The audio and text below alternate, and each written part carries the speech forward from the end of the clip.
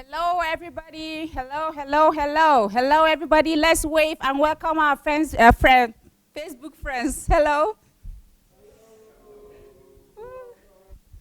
Wow. I think this is the sign of that I'm too excited that I can't even put my words together.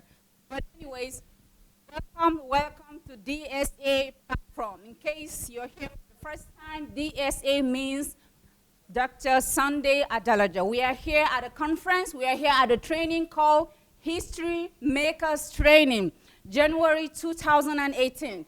And we are about to start our third section as we wait for DSA.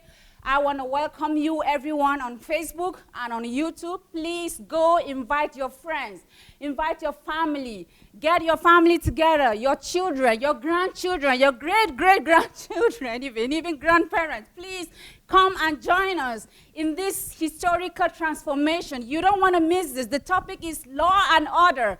I have been blessed so far, and I believe that if you join us, you are not going to regret, because there with DSA, trust me, there will be laughing, there will be question, there will be awakening, there will be deliverance. So please come join us as we start the third section of History Makers Training, January 2018. Let's put our hands together once more to welcome Dr. Sunday Adalaja.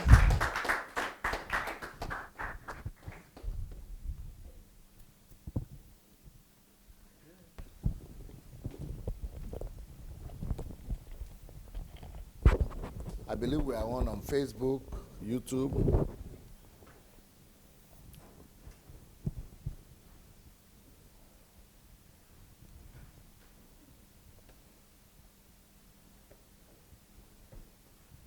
All right. Can we put off the light? And here we are back in the School of Order. Can we put that on off?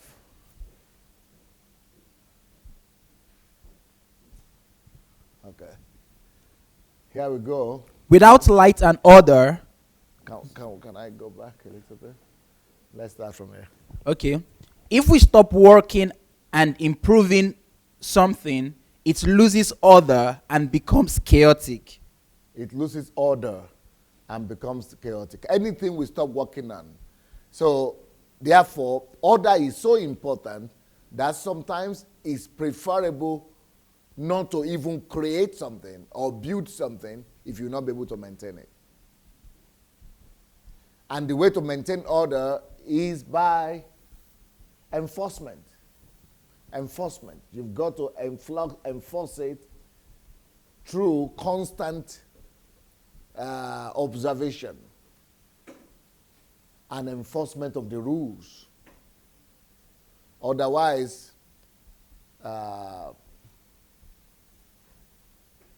entropy will set in, and the thing will begin to lose quality and standard.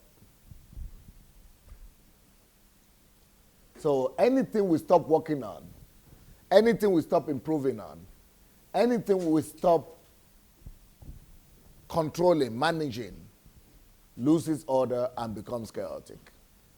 Some people in Nigeria, where we come from, they keep on talking about, oh, when Nigeria was good, oh, in the 70s, oh, in the 60s, oh, the Naira used to be 1-to-1. I don't want to hear those stories. I just want to fix something. I want to hear a solution. I don't want to hear complaints. If you cannot fix it, keep quiet. Let's look what we can do to fix things. And the whole idea is, even now it's going to be getting worse and worse if we don't put a system in place. And what does system do? Not to maintain order and not maintenance system, but improvement system. Because if you try to just maintain order, you stand put, you stay put in one place. And when you stay put in one place, you are not improving. And you are not even staying put in one place. To stay put in one place means to go back, because time is going forward. Because momentum of life is forward moving. So when you stand in one place, you are actually moving. Because the earth is rotating around the sun. So which means that the earth is moving and you are starting in one place. So you are losing. You are going back. So it's not possible to maintain order. It is only possible to improve order. So you have to constantly improve on something. If you don't constantly improve, you are actually going back. You are digressing. So the best way to improve anything or maintain anything is to constantly improve it. And that's what I mean by maintenance here. But improve. That's why I talk about improving. So if we stop working and improving something, working on and improving something, it loses order and becomes gradually, it becomes chaotic. Okay, here we go. Without light and order, you can get used to chaos and darkness, especially if you don't question and challenge everything around you. Stop. Without light and order. Who can explain that phrase to me? Without light and order. Because it's not as simple as you people are thinking. Without light and order, you can get used to chaos and darkness. Without what kind of light? And without what kind of order?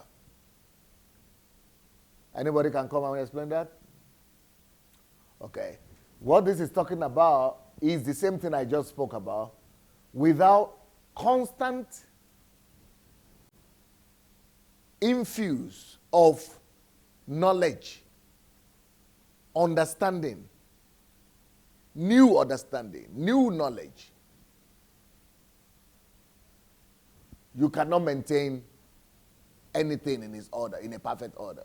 So for you to maintain a perfect system, you need to always have light. I'm not talking about physical light here. We are talking about the larger light, the inner light here. So you must constantly get new knowledge about a situation or a system or a mechanism or an entity for you to maintain it. So new light, you have to constantly seek for new light. That's why knowledge must be sought. The best thing you can do with your life is to constantly get more knowledge. Self-education is the number one duty and number one personal responsibility that you can give to yourself. It's the greatest gift you can give to yourself. Constantly securing yourself new light. Without light, light means understanding, light means knowledge, light means illumination, light means wisdom. So you must constantly get new one. So if you have a job, if you don't constantly get new light, it will come to chaotic. It will come to disorder. So you need light and you need order to work together at all times. Order brings boundaries. Orders bring definition. Order brings clarity. Order makes the picture visible and clearer so that you'll be able to act afterwards. So without those two combination of things, light and order, you get used to chaos because you perpetually be going to chaos. Things will be getting worse and worse. Darkness, confusion, especially if you don't question and challenge everything around you. Okay, we'll come back to this. Chaos is self-propagating. It creates entropy. You see, with chaos, you don't need to work on it. Chaos doesn't need effort. Things degenerate to chaos by itself. So what is the birth of chaos? What is the origin of chaos? The origin of chaos, therefore, is neglect, lack of improvement. The origin and the reason for chaos, therefore, is failure to constantly maintain more light or gain in more light and improve order. Failure to constantly bring in new light and order brings about indifference.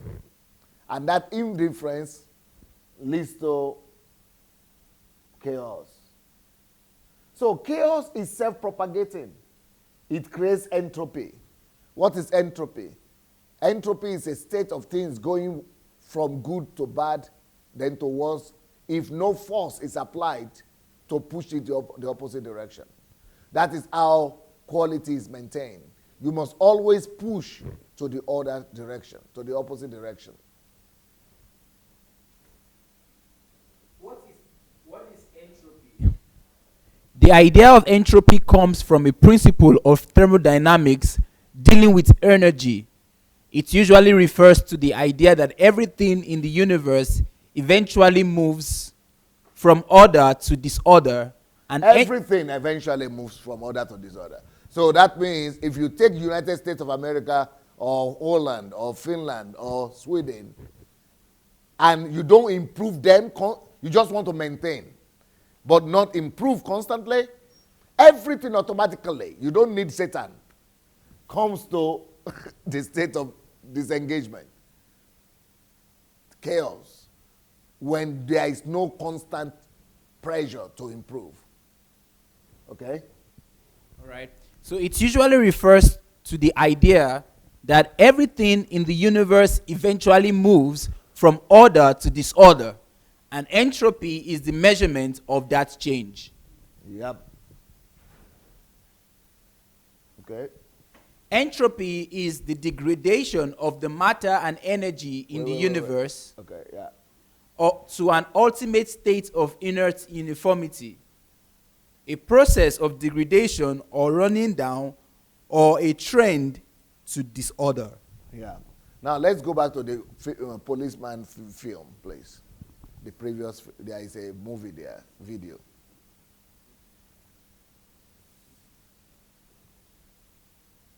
Yeah. This is the first one here.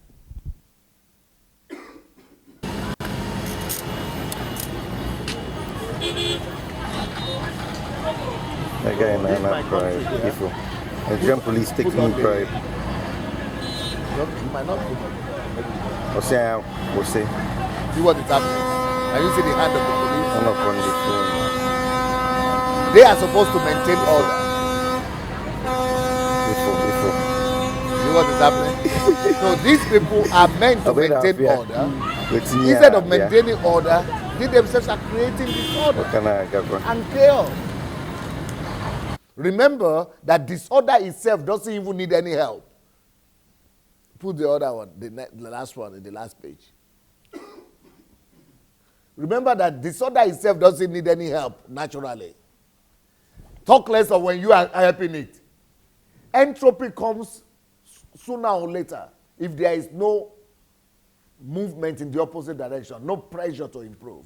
But when you are still contributing to making things worse, that is why things get spoiled faster in those societies, faster.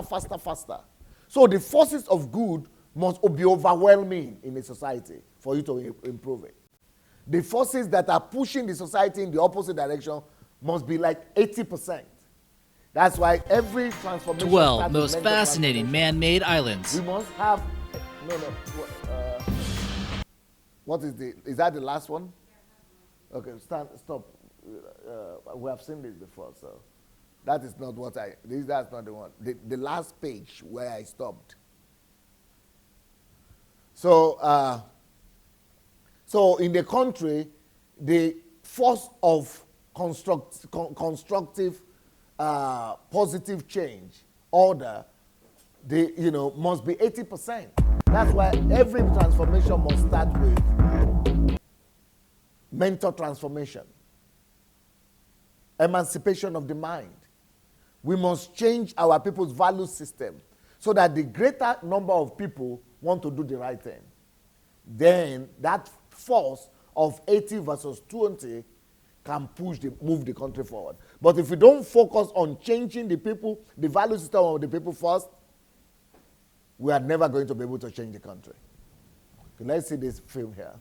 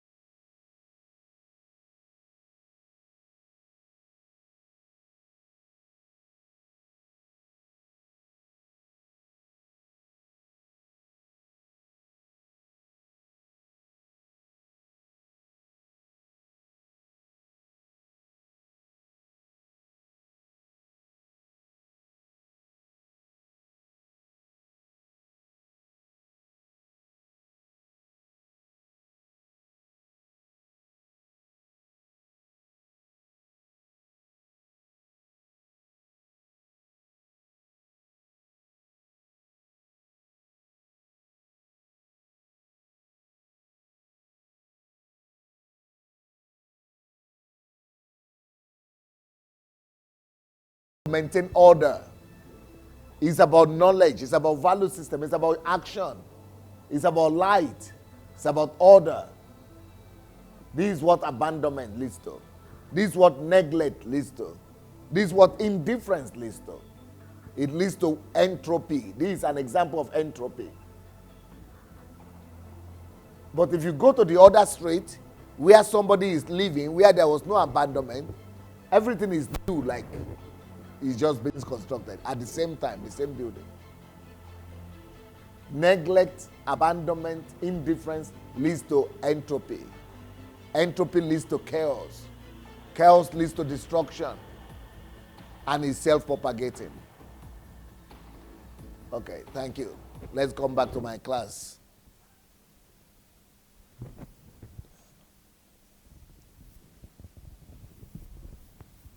Okay. Entropy is the degradation of the matter and energy in the universe to an ultimate state of inert uniformity, a process of degradation or running down, or a trend to disorder. Okay, bring the cursor to the. It's not there. Bring it to the center. Click, click, click, click. It's not. Okay, it's okay now. Mm-hmm. Darkness and chaos will continue until a force of light and order comes. Always remember those two combinations. Force of light and order. Not action yet. We already saw in Edo State. You already saw in Edo State what happens. And what happens in Edo State is they want to bring some change. They have a good idea to improve, but they didn't know that constructive change has to start with the force of light and the force of order. Any other change that starts with action without, first of all, sitting down to plan and to see clearly will create even more destruction and more chaos. Okay? To stop, correct, or reverse a chaotic situation, there is a need for conscious and deliberate effort. Yep. Order does not come without the use of work, force, energy, power, persistence, and endurance. Now, these are now all what comes after. Let's imagine that there is clear picture of what to do. So we have a clear picture of what to do, what to correct. Then physical work begins.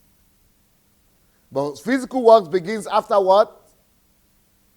After light, picture, order, picture, clarity. Then we have work. Then, why do you need force? Because force is what pushes back entropy. The force to the other direction. And force is needed for work to be accomplished. Energy too is needed. Power, persistence, endurance. Now you understand why I write those books about energy? Because these are things people don't talk about. But you need them. But in our churches today, and in my country, Nigeria today, people run away from persistence. Because they think you don't have faith, or you don't believe in God, or God will do it. But nothing ever comes to order without the opposite force, without energy, without power, without persistence and endurance, and without force. Anything, either a spiritual thing you want to accomplish, any job you want to get done, any goal you want to get accomplished, must include work, force, energy, power, persistence, endurance. Our people don't want to endure anything anymore. Our people don't want to be persistent about anything. Everybody wants, microwave miracle, breakthrough, in Jesus' name, prophetic declaration. That is what everybody is now waiting for. Why do people go to church these days? Prophetic declaration. now this is New Year in my country, everybody is prophesying. And if you see the thing people are writing in the New Year, even this whole week, people are writing things like, this year will be a year of this for you, prosperity for you. This year will be your year of favor. This year will be your year of breakthrough. This year will be your year of, abundance. This year will be your... Those things don't come without force. You need to apply, even faith, you need to be forceful with faith. Energy force must be applied for it. Work, force must be applied. You need energy to be able to accomplish anything. Power is needed, persistence, endurance. I have not heard anybody say this year will be your year of endurance. Your year of persistence. Your year of energy, force, work. We just want to get something for nothing. That is no reality. It doesn't work like that. See all the all the prophets, all the bishops, they are telling people to fast for 20 days, 30 days, come for prophecy, come for that prophecy, come for this prophecy. It doesn't work by prophetic declaration. It will only rob you. It will only take money from you and give it to those people who are prophesying to you. They are after your money. Get smart. Get ready to work. Okay? We'll come back to this later. The proper function of man is to live and not to exist. I shall not waste my days in trying to prolong them. I shall use my time. You see, you need to live means to use your time. Put energy in it. Now, let's look at Nigeria here. This is a picture of countries, 15 countries that exported the highest amount of oil and the amount they made. So, it is in $1 billion, right? Nigeria is number 8 richest country from richest income, the richest country from oil in the world. We are number 8. We got the most money. Nigeria and Angola. This is every year for the past 40 years. We've been making money like this. But do you think you can see it? Other countries that are on the same level, like we are making the same money, like Kuwait, about the same amount of money. Iran, Kuwait, United Arab Emirates, almost about the same amount of money we are making. Do you think you can compare us? You can't. Or Norway, we will make more money than Norway. More money than Mexico, more money than Qatar, than United Kingdom, than Kazakhstan. But those countries look like 100 times better than ours. Why? Order is what we need. Not that we don't have money. See the position we occupy. We are bringing in a lot of money. About this amount also is still coming from people in diaspora. Nigerians in diaspora, they even send in more money than this. About 30 billion is what they send. Oil gave us 27 billion last year, and diasporans gave us 30 billion. And all that, you think you can go and trace it? It's like nothing is sent, Papa. It's like nothing, actually, nothing is sent. You go to Nigeria, in fact, it's like it's getting worse. The more money you send there, the worse it looks. Why? It is not money that's our problem. It is order.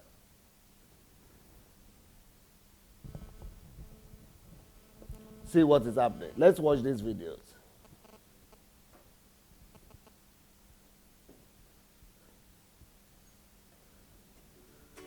Comparison between Nigeria and another country that is making the same amount of money as we are making from oil.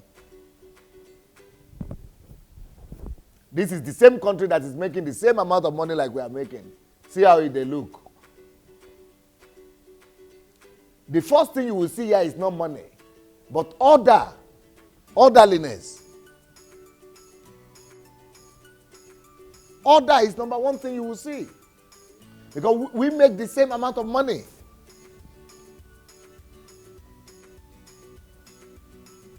Somebody will say, but they are too small. But we too have other raw materials. We too have many more raw materials apart from oil. many more. We could also maximize that. We are also selling those. If you don't want Kuwait, let's go back to North Korea like yesterday. If you don't want North Korea, let's go back to Kigali, Rwanda like yesterday. I'm just telling you that we have the same amount of money as these people, but we are not making order like them. I'm just talking of order right now. I'm not talking about them giving money to every Kuwaiti that is born. I'm not talking about every month giving money to their citizens. I'm not talking about money that they get right now, standard of living. I'm not talking about that. I'm not talking about per capita. I'm just talking about order. Now, these people, they don't know how to do it, but they got foreigners to help them. They brought in expatriates. They brought in expertise, foreigners. You see, everything is clean like crazy. Order is more important than money.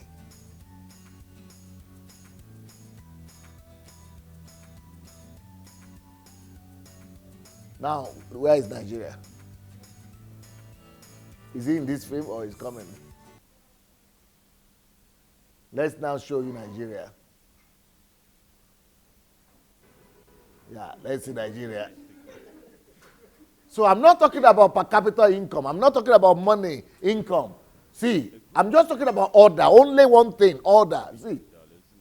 So this is not talking about GDP.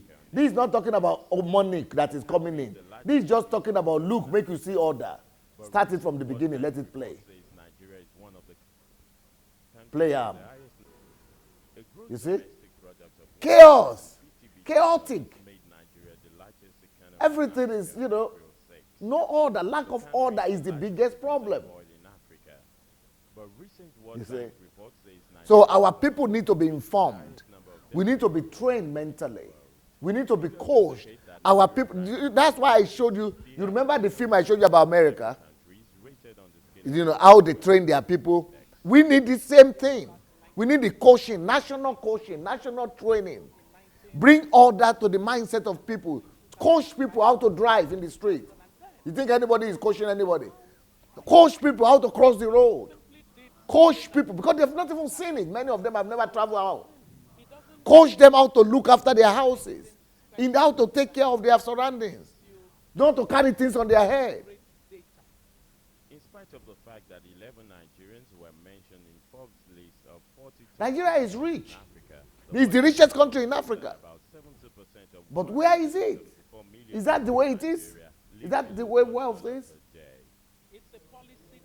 Let's go back to that Rwanda again. Where is the Rwanda film? Show me the Rwanda.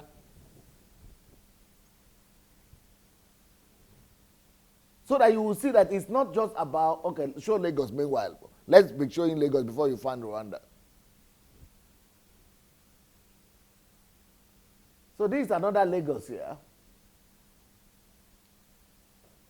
Nothing works. Good cars, so you see there's money in the country. But see car, see lorry, see, everything just stopped. Everything just stopped. So it's not that people cannot afford to buy car. They buy car, but they cannot drive. Why? No order in the roads. You see buildings too are there, but nothing is functioning. People are walking with it. You see, people are walking right in the middle of the. You see, but people are lying on the floor. Some people, you see, lack of order. So order itself is wealth. Order by itself is wealth. If you have money, you don't have order, you don't have anything. See, everybody's competing. No demarcation for anyone. No regulation, you see. The regulator is even there. He's not educated.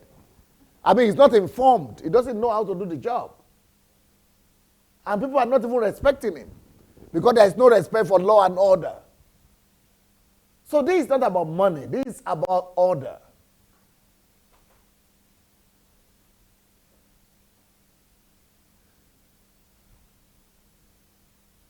Okay, now let's see Rwanda.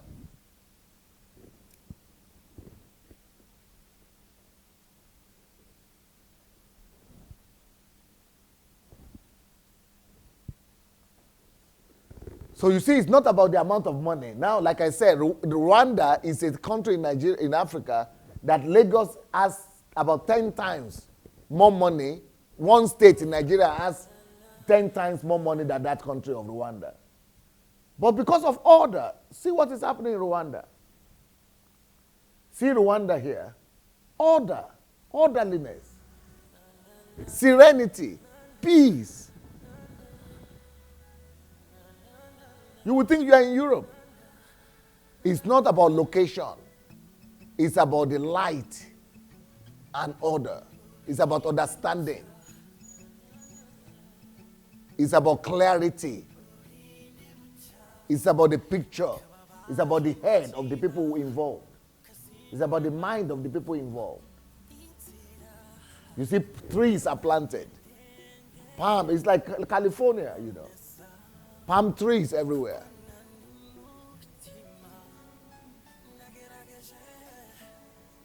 Street light, but what are marks? Street marks. Lanes. Nothing like that in that Lagos we just saw. No lane, no mark, nothing. Order is greater than money. Order is greater than resources. You see. So let's go back to my note, Jerry. It don't tire me. So that's why we need a system like the United States did in the 40s and 30s and 50s. It took them 30 years of educating their people. Now I know that Hollywood has gone their own way now. But before then, for many years, they were educating their people. And the country has been able to form a monogenetic value system. That even though people are coming from different parts of the world, but they have some standard of civilization. About the proper arrangement of things. So order is the proper arrangement of things. Order is the proper arrangement of things. What happened? Hello?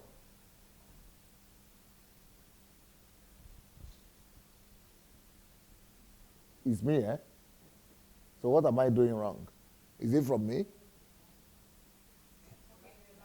Okay, good. Then let's go. There is a video that we missed out on before now. Yeah.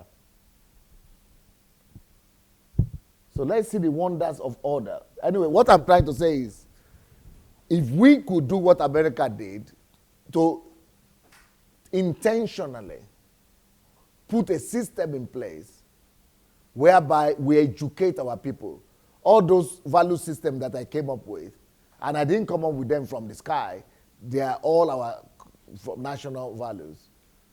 We need to ingrain them. We need to ingrain them in the people. Okay, let's go.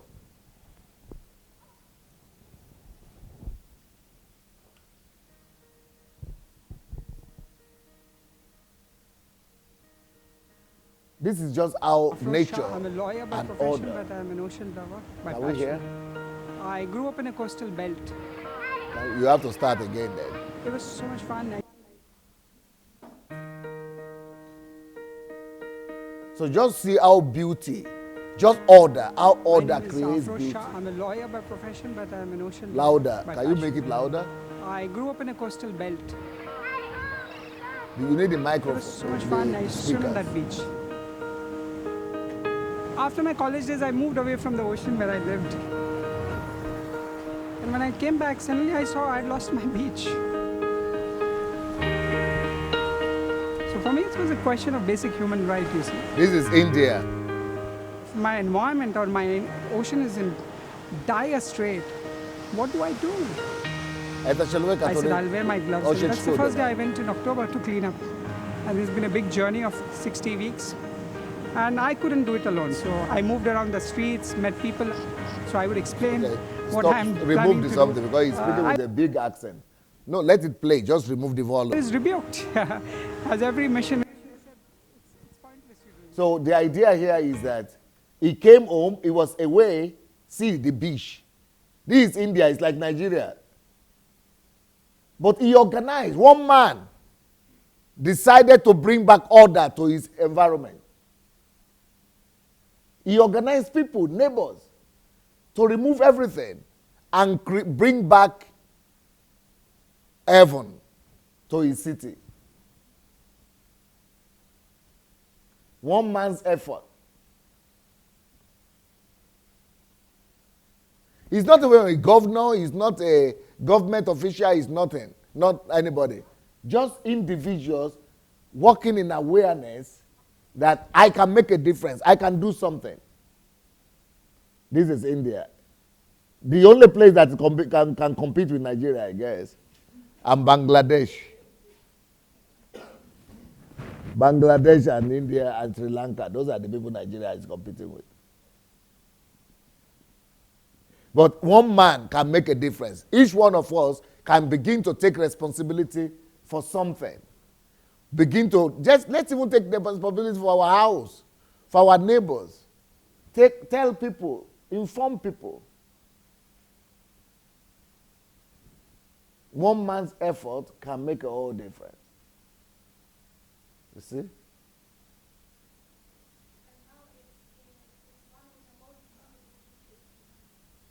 Now, after they did all that, it became the most beautiful beach in India.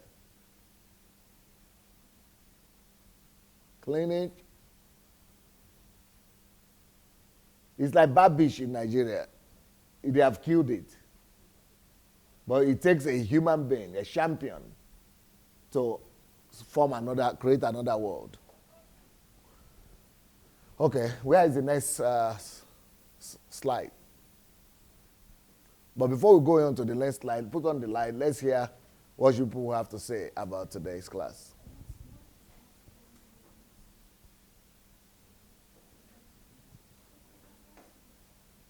Tisha Gavarite. Where is, anybody wants to share anything, or you have to all stand? What do you get from this class?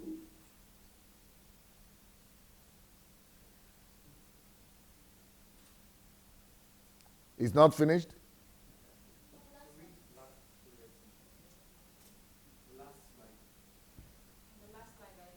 But why did you tell me it was all? Okay, read it, please. Yeah. Lessons about the proper arrangement of things. Order is capable of fixing any problem on earth. Don't pass by chaos and disorderliness, because whatever we neglect becomes chaotic. Thank you. Okay, who is speaking first? Okay, let's all stand. Everybody is standing. Put on the light. Get the other slide ready. So anybody wants to sit first, we come first to speak, then you can speak. You can sit after that. What have you learned tonight?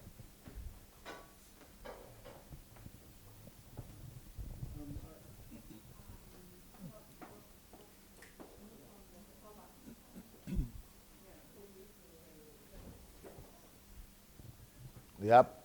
Yeah, I think for me, it's the fact that when you mentioned that it is better not to start any project, any project if you know you don't have systems capacity in place to maintain it, to maintain it, because that's one problem we have in Nigeria.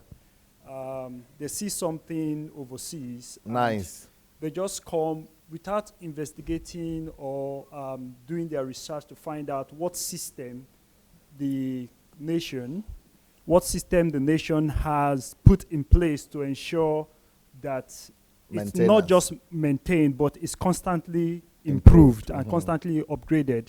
We just come and we just build. And you discover that after a year or two, that beautiful structure, beautiful office, beautiful road just completely collapse. And because they don't have the system in place, they don't have the knowledge, the know-how of how to maintain it and how to keep it going, the whole thing just collapses. And it becomes an issue. That's why we have so many white elephant projects in Nigeria particularly. Sometimes they start a project and they can't even finish the project. the ones they are able to finish, they might not even use it. And the ones they use, they can't maintain it. And that's why, just like the example of university, I think Obafemi Awolowo University is just a classic example. And even University of Benin is also a classic example. They have all this mighty structure, but no system in place to actually make sure that those buildings are constantly updated.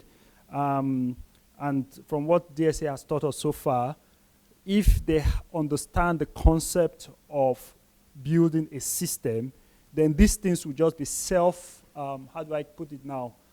We talked about yielding from self-propagating, and you wouldn't need to put so much effort for things to just move.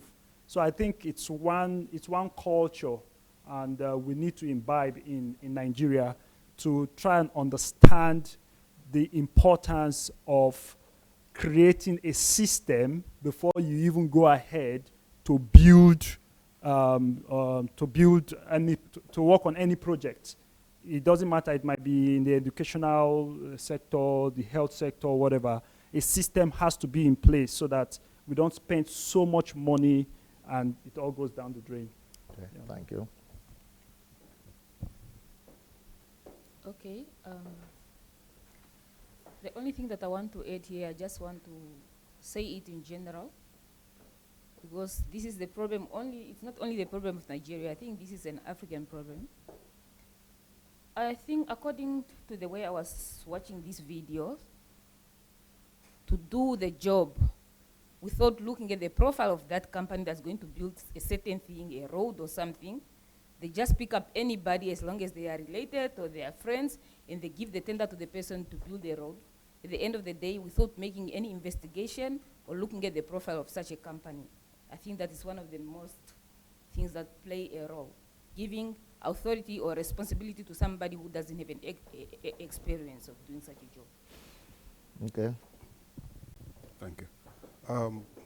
What was going through my mind while I was looking at the video and through the DSA lecture, it's actually Nigeria 20 years ago, 40 years ago wasn't as it is today. So, and it is because of the process of entropy. Yeah. Entropy okay, everybody in Nigeria is always saying that. Nigeria 10 years ago was good. 50 years ago was good. It wasn't like this. But what system did we put in place to move in the opposite direction? It has to be a greater force, like 60%, 80% greater force that is moving, intentionally moving in the opposite direction before order could be maintained or talk less of improvement. So, and that's the point I'm coming back to, that it is because of the scripture says, my people perish because they don't have vision. So it is because of the greatest light which is missing. So, and as a result, we can't actually, when there's, the illumination is not there, and we can't form a picture. And if you cannot form a picture, so if we put a structure in there, then the purpose or the goal or the asset that we have, we cannot, that order, we can't put that order in place. So, and as a result, I think every one of us needs to do something. I'll tell a short story of a man who found himself in a barbish, and he saw loads of fish that's been washed out of the ocean. And he looked at it, and he doesn't know where to start. People are saying, you know what, how many fishes will you want to return back into the ocean? And he said, well, if it is one, then I have saved life. I've rescued one. So I think it is time for each and every one of us out there, every Nigerians, to actually really start doing something. Thank you. Okay, thank you. Let's go to the class. Let's go back to our class.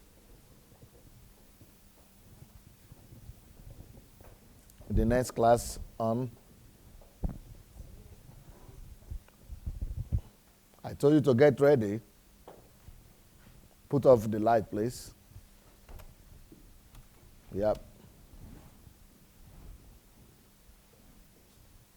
Instead of the pastors teaching these things, they are busy prophesying. One lesson alone, teach for 1 whole year. Order everywhere. Order, order, order. Sit down, everyone. Teach order in every church, in every mosque, in every school.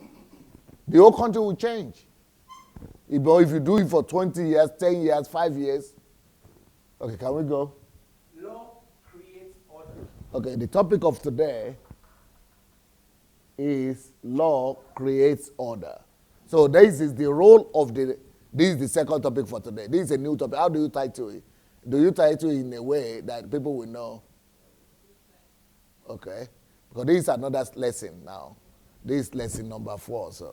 So the one of the greatest key to order and what that God himself created is law.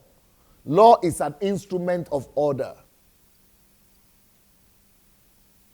Law is the reason why God came up with law is because he was pursuing the goal of order.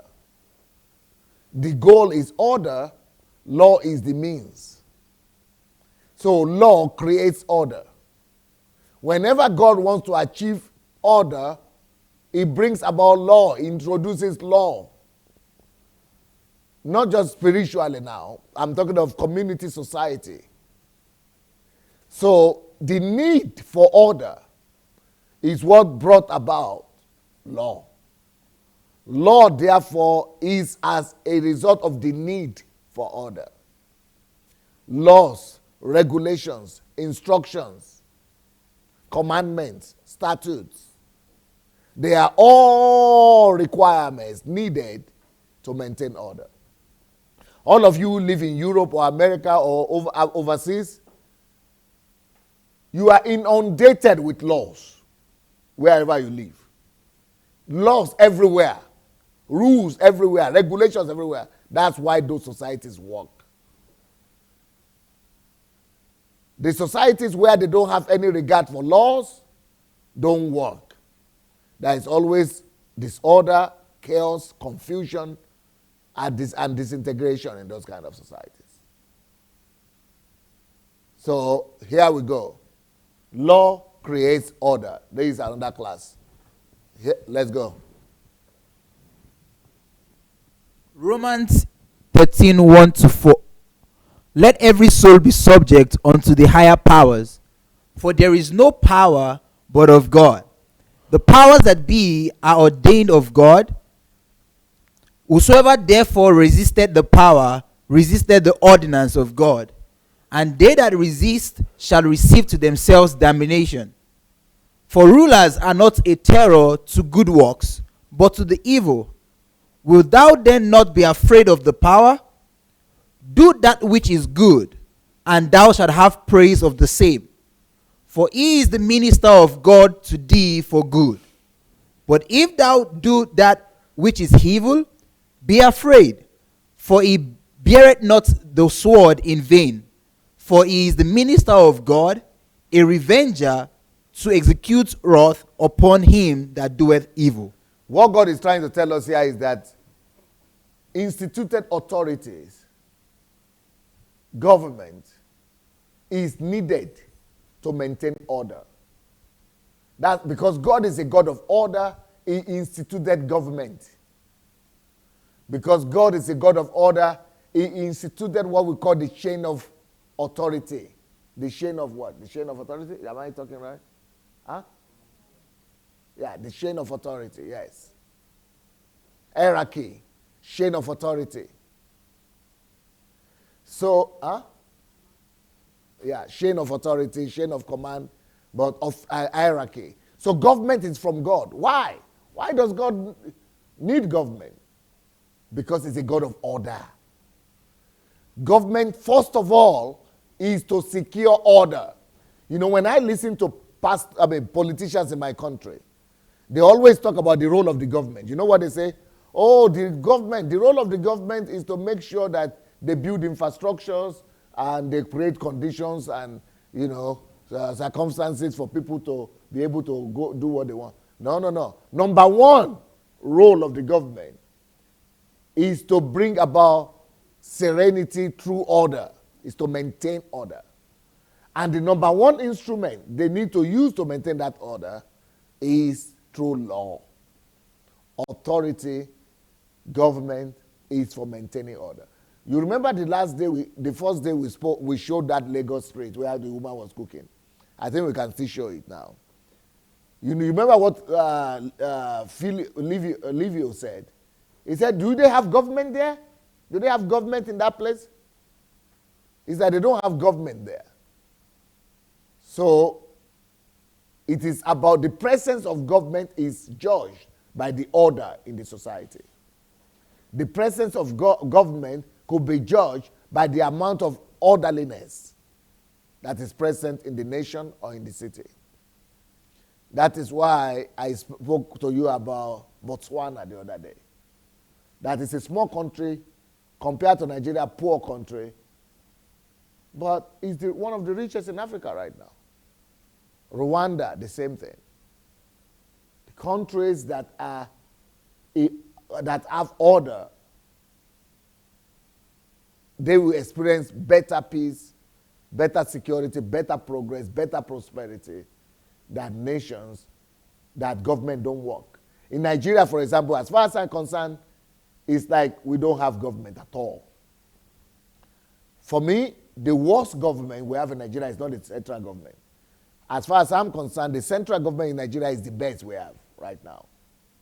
But the worst government we have is the local government. But the state government, I think, sometimes is better than the local government.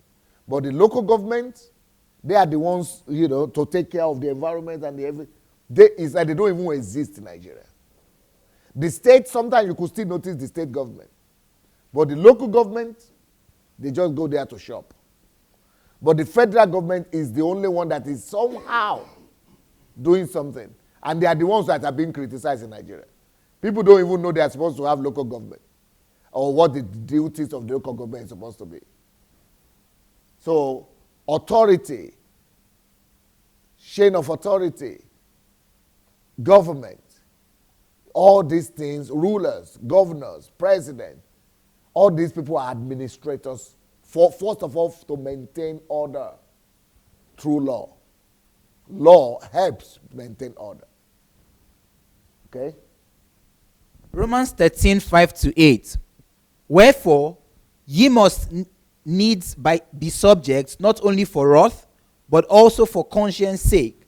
For this cause pay ye tribute also, for they are God's ministers, attending continually upon this very thing. Render therefore to all their dues, tribute to whom tribute is due, custom to whom custom, fear to whom fear, honor to whom honor. See order? Can you see order in those phrases? Render therefore. Can you read that again? Render therefore to all their dues, tribute to whom tribute is due, custom to whom custom, fear to whom fear, and honor to whom honor. Owe no man anything but to love one another, for he that loveth another hath fulfilled the law. Okay, I want to ask you people, any one of you who is willing to answer the question, or a few of you, how can this verse here, this is verse what? Render therefore to all men. Is that verse this is 7? Render, is that verse 7? Okay, verse 7 and 8. Let's say verse 7. How can verse 7, for example, solve the problem of order and economic prosperity in a country, in a nation? Just verse 7 alone. How can verse 7 bring about peace, security, serenity, balance, prosperous country, and economically buoyant country? Hello, who is talking? Who is going to answer the question? Nobody yet? Then you all have to stand again. Okay, if he's coming, then you might just save the blush. Put on the light for him. Thank you, sir. It was President Richard Nixon of the United States who said, and I quote, "We must be reminded that the greatness of America today does not lie in what the government has done for the people, but what the people has done for themselves and one another." So I see the root in this verse, which is asking us to give tribute to whom tribute is due, custom to whom custom, fear to whom fear, honor to whom honor, owing no man anything but to love. Okay, that's verse 8. So, okay, I thought you said 7 and 8. But just from here, we can see that just by obeying authority and doing what is right and looking out for each other that they do the same, they've been able to build a sustainable economy, a sustainable society that it does not even matter which government is in charge to a very large extent. The basis of their prosperity always remains. You'll see that, for example, the policies of President... Stop. You didn't answer my question. You missed it because you are not here in the morning. So you don't know how to relate the question to the scripture and to the answer, to the practicality of the answer that I need to hear. So let's get somebody else, and you watch out to see how the answer will come. You want to try? I think 7 says, render, is that 7? Render therefore to Yes. all their dues. Tribute to whom tribute is due, custom to whom custom, fear to whom fear. What just came to mind is the fact that as citizens, we owe the government of the day,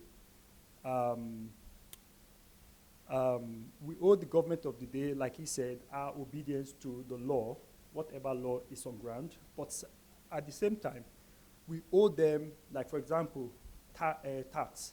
I know like in Nigeria, tax collection is an issue. But apart from that, we also owe the government the need for their accountability.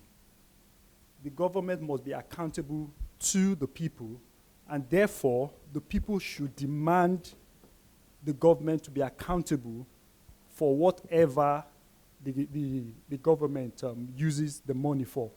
So I think if we get to a place whereby we, like Christ said, give to Caesar what is Caesar and to God what is God. If we can identify ways that we can actually support the government of the day by obeying the laws, and like he said, starting first and foremost from ourselves, imbibing the culture of law and order, and at the same time demanding the same thing from the government. Not a bad answer, but I guess I will have to give this one myself. Okay, look at the verse here. The verse is saying, render therefore, and I want you people to see how, close that. I want you people to see how I will answer this question. And this is what I showed you in the morning, how scriptures must come alive for you. Don't just read the Bible and know it in the head. What he came to do is, Victor came to do, he read the Bible, but he's not relating it to life. He's not using it to bring answer and solution. He's relating it to other knowledge that he has. He's bringing other knowledge that he has into bear. But other knowledge must be supportive. The question at hand is this one. So how do we use that one verse to solve the national problem of a country? That's my question. You are near. You are close. So what we do is, render therefore to all their dues, which means to a governor or to a head of state or to a politician.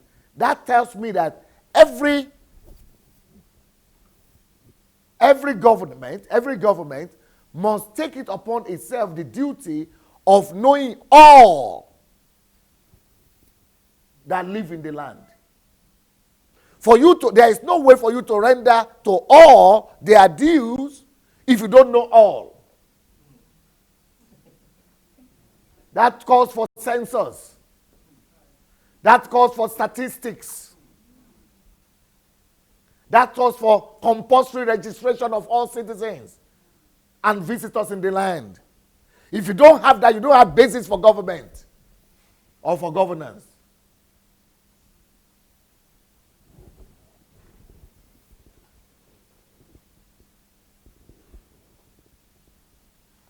So the idea is that governance must involve every citizen, every participant of the national life of that country. Now, I'm going to show you on the basis of one verse what I want, how I want you to answer. Then we will go back to the other previous verses, and I would like you now to come and answer for me how other verses there could help also bring order to Nigeria or to your country where you come from. But let's start with this one. Render, therefore, to all their dues. Did you find the logic in what I said about census, statistics, and registration, compulsory registration? Yes. Do you see the reason? Because that's the basis of order. If you don't have that, there is no need to say you have a government, which indeed means you don't really have government. What are you going to govern? What are you going to govern if you don't know who lives there, and the amount of people who live there, and the amount of people who don't live, if they live there or they don't live there? So there is nothing to govern when you don't have the amount of people when you don't know the amount of people you rule. Is it connected to this one? I touched no. So there is nothing to govern. There is nothing to govern if you don't know their names. So let's say you are a citizen of Let's say you are a citizen of my country, and I don't even know that you exist. And there is no registration for you, no statistics for you, no figures for you. How will I be able to harness your resources? How will I be able to ask you to pay your dues? And how will the government pay its due to you? How will I be able to know your gift and channel your talents? How will you be able to contribute? How will we know the skills that you have that you can render to the next one that is there in your neighbor? Because there is no statistic for you, there is no statistic for him. He is in need, he is suffering. You are in need, you are suffering. Statistics, compulsory registration is therefore not an option when it comes to governance. It's not an option. Every government that comes to power must know everybody. There must be compulsory child birth certificate, or what do you call it? Registration and certificate. There must be compulsory death registration and certificate. There must be compulsory registration of address of residence. There must be compulsory registration of income. There also must be compulsory registration of education level. There must be compulsory registration of skills. There must be compulsory registration of certificates. There must be compulsory registration of potentials. There must be the compulsory registration of likes and dislikes and hobbies and interests. Now, that's what it takes to harness the resources of a nation. And everybody will now be rendering their dues to one another. That is order. Order is not just in roads. Order starts with the greatest capital you have, the human capital. Because there are 5 major sources of capital. One, which is time. Second is what? Space. Next one is what? Work. Hard work. Work. Then order. Then human capital. Okay, where is my verse? Thank you. Render therefore to how many? All. I can't get it. All. But if I don't know what your need is, even if I know that you exist, as my citizen, but I don't know your due. I mean, I don't know your needs. What will I render to you? I'm supposed to render to you some dues, some services. That's why there must be a record of your state, of your needs, of your desires, of your ambition, of your dream, of where you are now, of your certificate. Now, that is when we now begin to talk about the largeness of a nation being its wealth. There is no talking about the largeness of a nation being its wealth when we don't even know you exist. When there is even no record of you. We don't even know what you can contribute. So we cannot be saying right now the blessings of the largeness of our Nigeria is only indirect, informal, and passive contribution. Because you are not even recorded. You are not. But it's not just that you are doing something or contributing or not. But governance is not just even to know that you exist. But governance is the ability to be able to channel your human resources. All the resources, potential, and ability that you possess in yourself. The ability of the government to be able to actually channel it for maximum productivity and maximum result is the act of governance.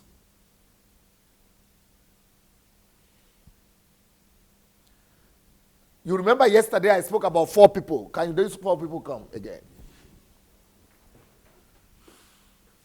We'll put on the light, please. Yesterday I spoke about these 4 people. Who remember who he was? Business, education, health, sports.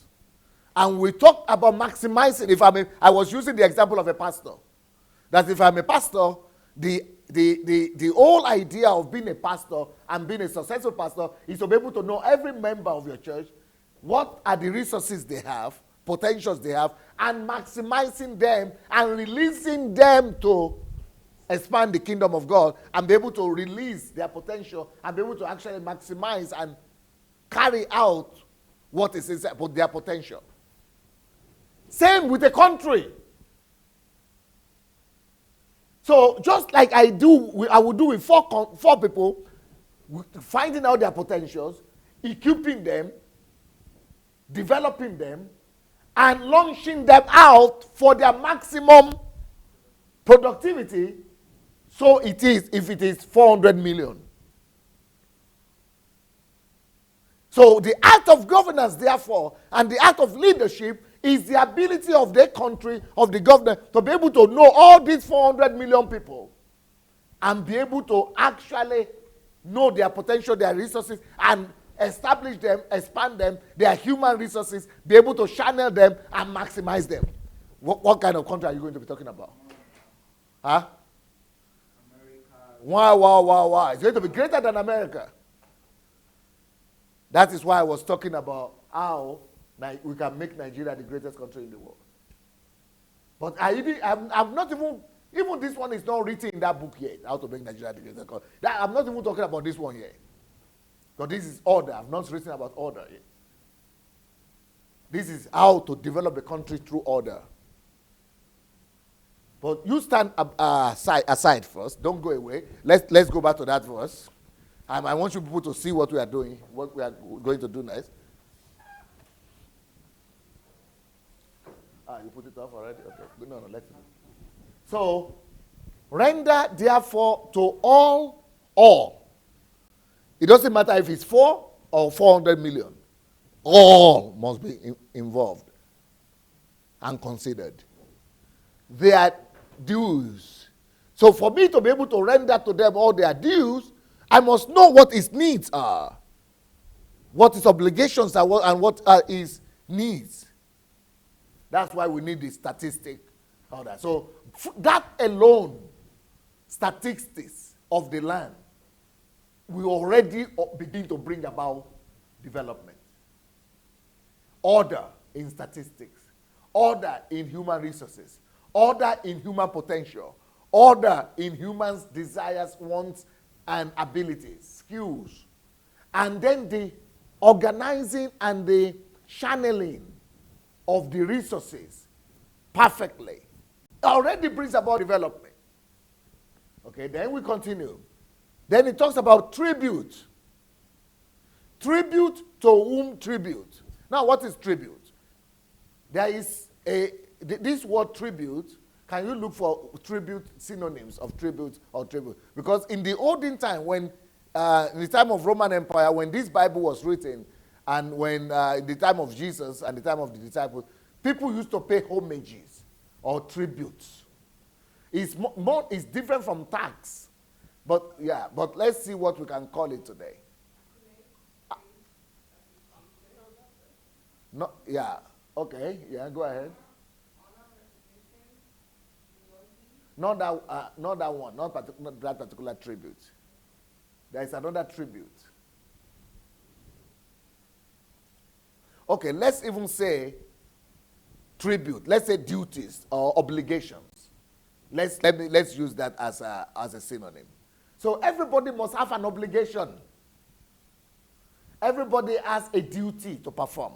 Yes. Contribution. Oh, my daughter is here. Thank God. Glory to God. Contribution. Beautiful. That is the perfect idea. Perfect synonym. Contribution. Contribution. Can you imagine a society like that where we know about everybody's potential contribution? Where everybody has contribution, not money contribution, or that's the one the churches know these days. So we are talking about human resources contribution. And the act of governance is the ability of the governors or rulers to be able to make sure that everybody has the opportunity to contribute mentally, socially, politically, economically.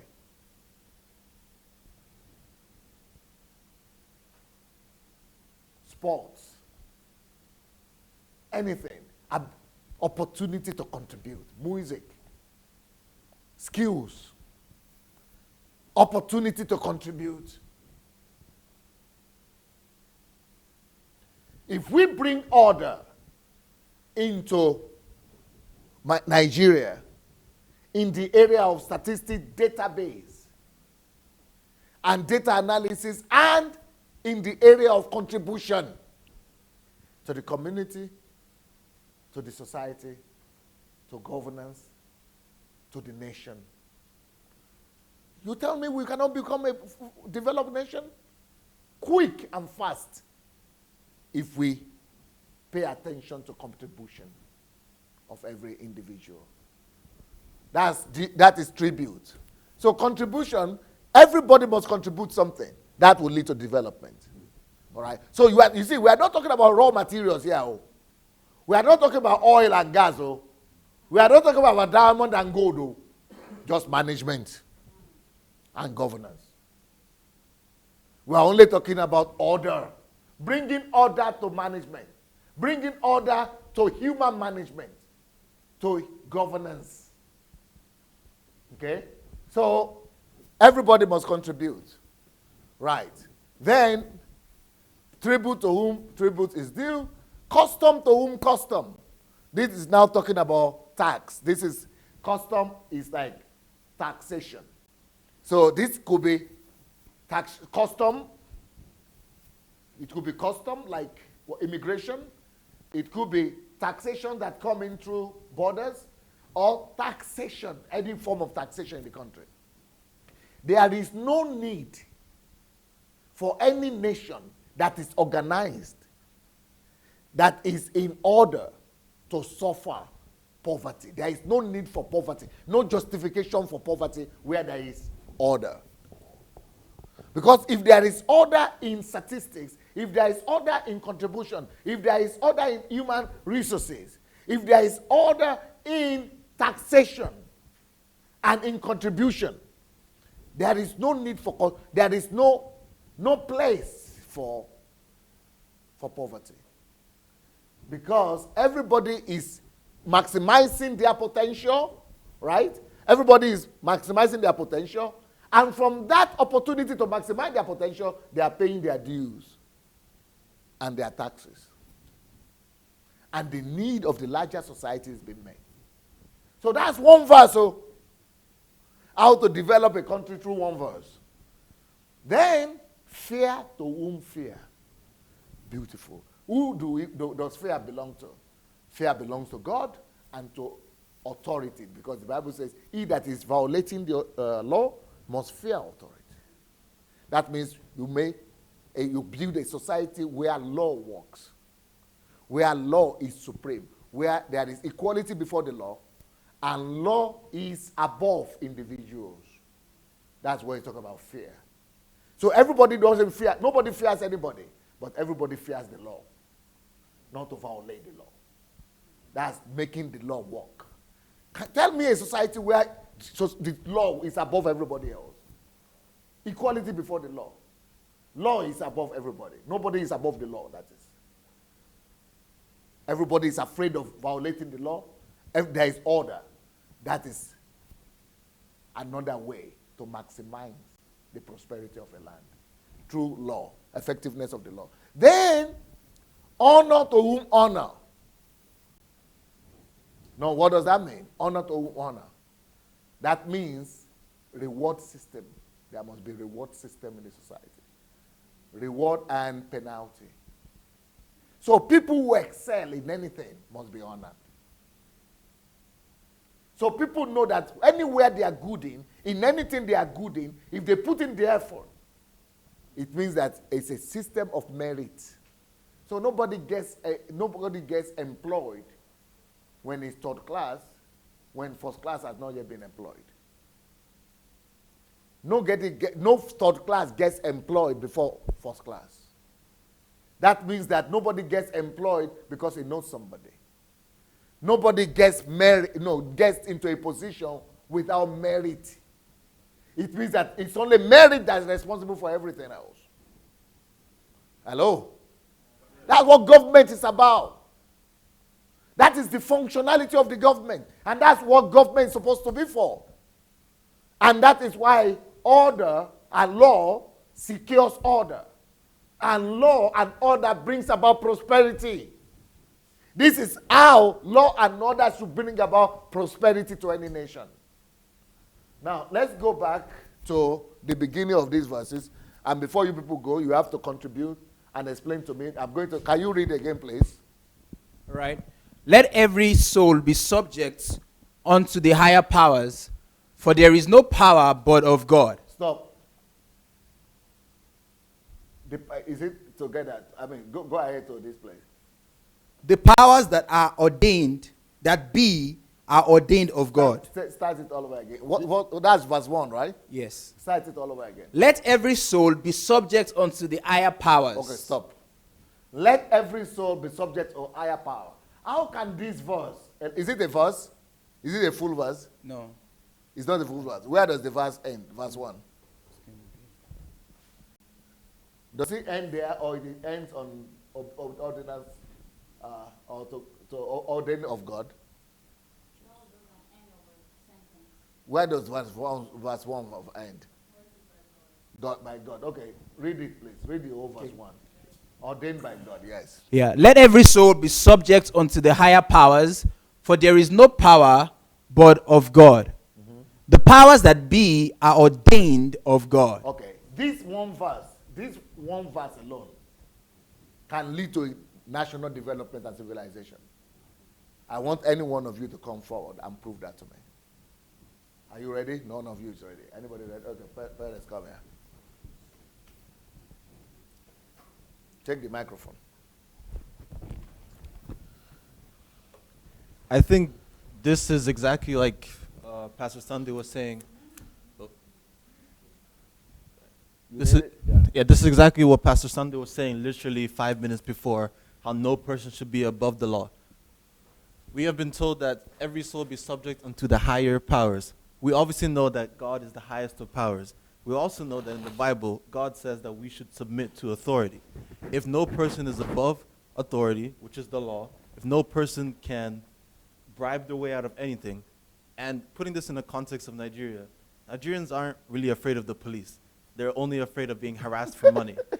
And this is just a fact. Corruption is so blatant. We watched the video earlier as the policeman was just collecting as if it was nothing, as if that's the everyday thing. So we know that every soul be subject to the higher power, which would be the authority. National civilization, if it is strict, if there's an order, if there's a system, then there's no way that anybody will be able to break the system. So we have already established order, system, it leads to maturity, it leads to the national civilization that we want. So all this verse tells us to do is that as citizens, and as Victor said with Richard Nixon's code. You are talking about it leading us to national civilization. That is a good point. What about to prosperity as well, or development? How does that verse lead to prosperity or development? Okay, if you want to put it in the context of development, it's also about the duties of the government. The government tells, let's say as you were saying. Read the verse, start with the verse. Yeah, let every soul be subject unto the higher powers. For there is no power but of God. The powers that be are ordained of God. Oh, yeah, that's it. Yeah, that's all. So we know that, as I said before, that the higher power that we're talking about is the government, it's the local government, etc. Local governments, they're responsible for the maintenance of the city, of the country. And when I was studying EU law, we were learning about how EU, they have their own base and the commission, and they're the ones that tell each member states of the EU what they have to do. Let's say they have to implement on the highways, they can only go 70 kilometers an hour. Like that's the max speed. They have 2 years to implement that directive. If they do not implement the directive within those 2 years, then they get fined, they can get a penalty sum and the lump sum of a fine, and they are forced to implement that directive right away if they do not implement it within those 2 years. Can you imagine anything with that order in Nigeria? If we have that order of central to local authority, the local authority which is responsible for the country for making, let's say, cleaning out the swamps so that you won't have malaria, every person will be contracting malaria every 6 months, which is a common thing in Nigeria. If we clean out the swamps, if we actually control the mosquito population, that's just like one small example of how it could lead to prosperity, because how much time do Nigerians spend in bed because of malaria? Even though they act as if it's nothing like a fever, it still impacts them, they're still sick. And this thing, you can't escape it by just like, let's say, being in a civilized place, because mosquitoes will still come find you because the swamp is right next to the city. So that's just one small example of how this following the government and the government actually doing its duty will actually lead to prosperity. It will lead to, that is development you just spoke about, not prosperity. Prosperity is involved, what I mean by prosperity is more like economic prosperity.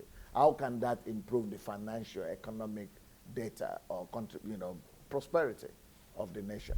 Okay, if we want to put it, let's say in a financial context, the whole, what Pastor Sunday was talking about, how we need to know every person. Recently, I was visiting one of the people who works in the Nigerian embassy, and somebody else talked about how Nigeria doesn't have like a welfare system. And the person from the embassy was talking about how only in this Buhari government have they attempted to give 5,000 naira to the poorest of people. However, he said that this thing, it's impossible to make it last since nobody knows the correct population of Nigeria. And when people say yeah, but that is different. But that's why it's always based on your verse. You have to read that. Yeah, it's getting to here. I was just trying to give an example of how nobody knows the correct population of Nigeria. If you say 190 million, that's purely speculation, or it's not purely speculation. It's just a round figure. So in order to actually have let's say, a consistent financial basis, what the West and what Europe has done it through is through tax. Who collects tax? The government. Beautiful. How can the government collect tax if they don't know who to collect tax from? Beautiful. They don't know how many people they can collect tax from. Beautiful. That's literally impossible. Mm-hmm. So obviously with the previous verses, with the every person needs to like have a, let's say, national ID card, tells the age, they need to know what income they take, because tax is based, not, income tax is based purely on income. How can we know, how can we give income tax if we don't know who's paid what, we don't know if they're even paid, especially in such a cash-based system? There needs to be some form of order which would say how much this person is paid, where even this person is from, et cetera, et cetera. Because it's ridiculous that even in the Bible times where 2,000 years ago. 2,000 years ago, where Joseph had to go back to Bethlehem in order for the consensus that was ordered by the emperor. So if they can do that 2,000 years ago, what excuse does Nigeria have today?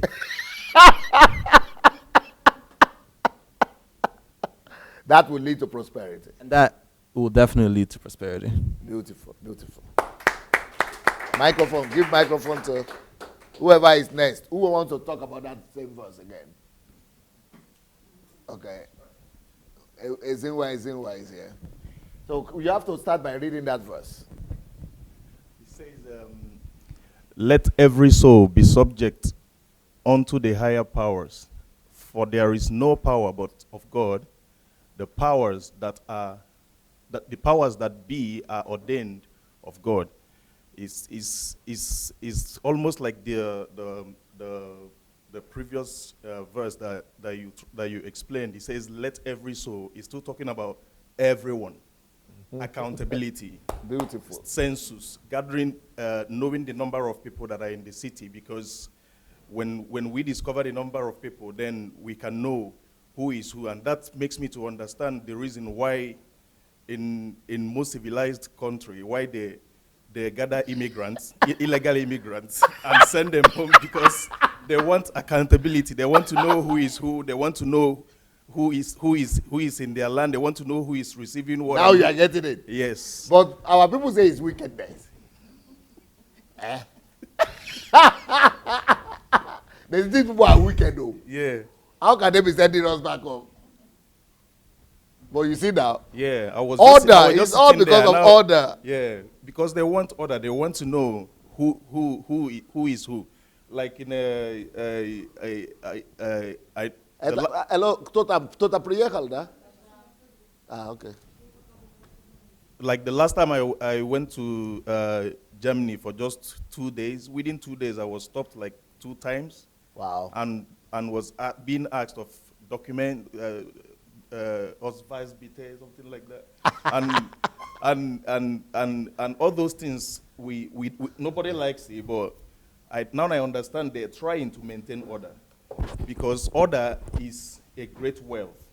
That's what this whole thing is. This verse is talking about. This lady here, she has spent 4 days on the road trying to get here, and she was supposed to go back home because they kept on canceling her flight and putting her in hotel. I've never met her before, but she got here by all means. So let's give her.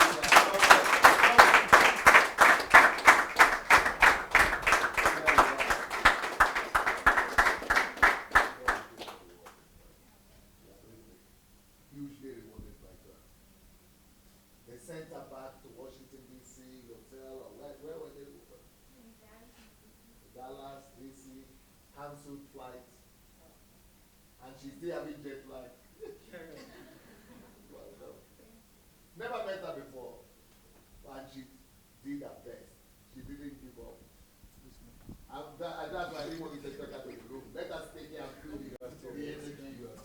Right? You would like to be here, or you like to go and sleep. Stop now. Or you don't finish. And then he talks about. Everybody is here. We have many verses still to come. It talks about it. How can that lead to development and prosperity? Yeah, and then he talks Give about us something to drink or to eat. Okay.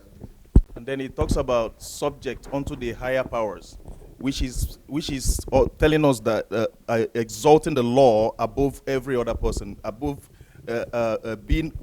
putting ourselves under the law for the system to work. And that is one of the major problems we also have in Nigeria.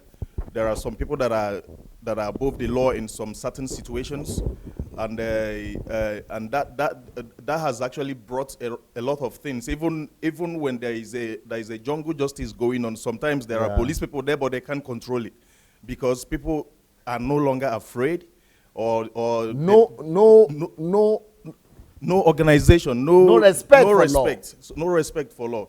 So the respect for law is actually gonna also bring out.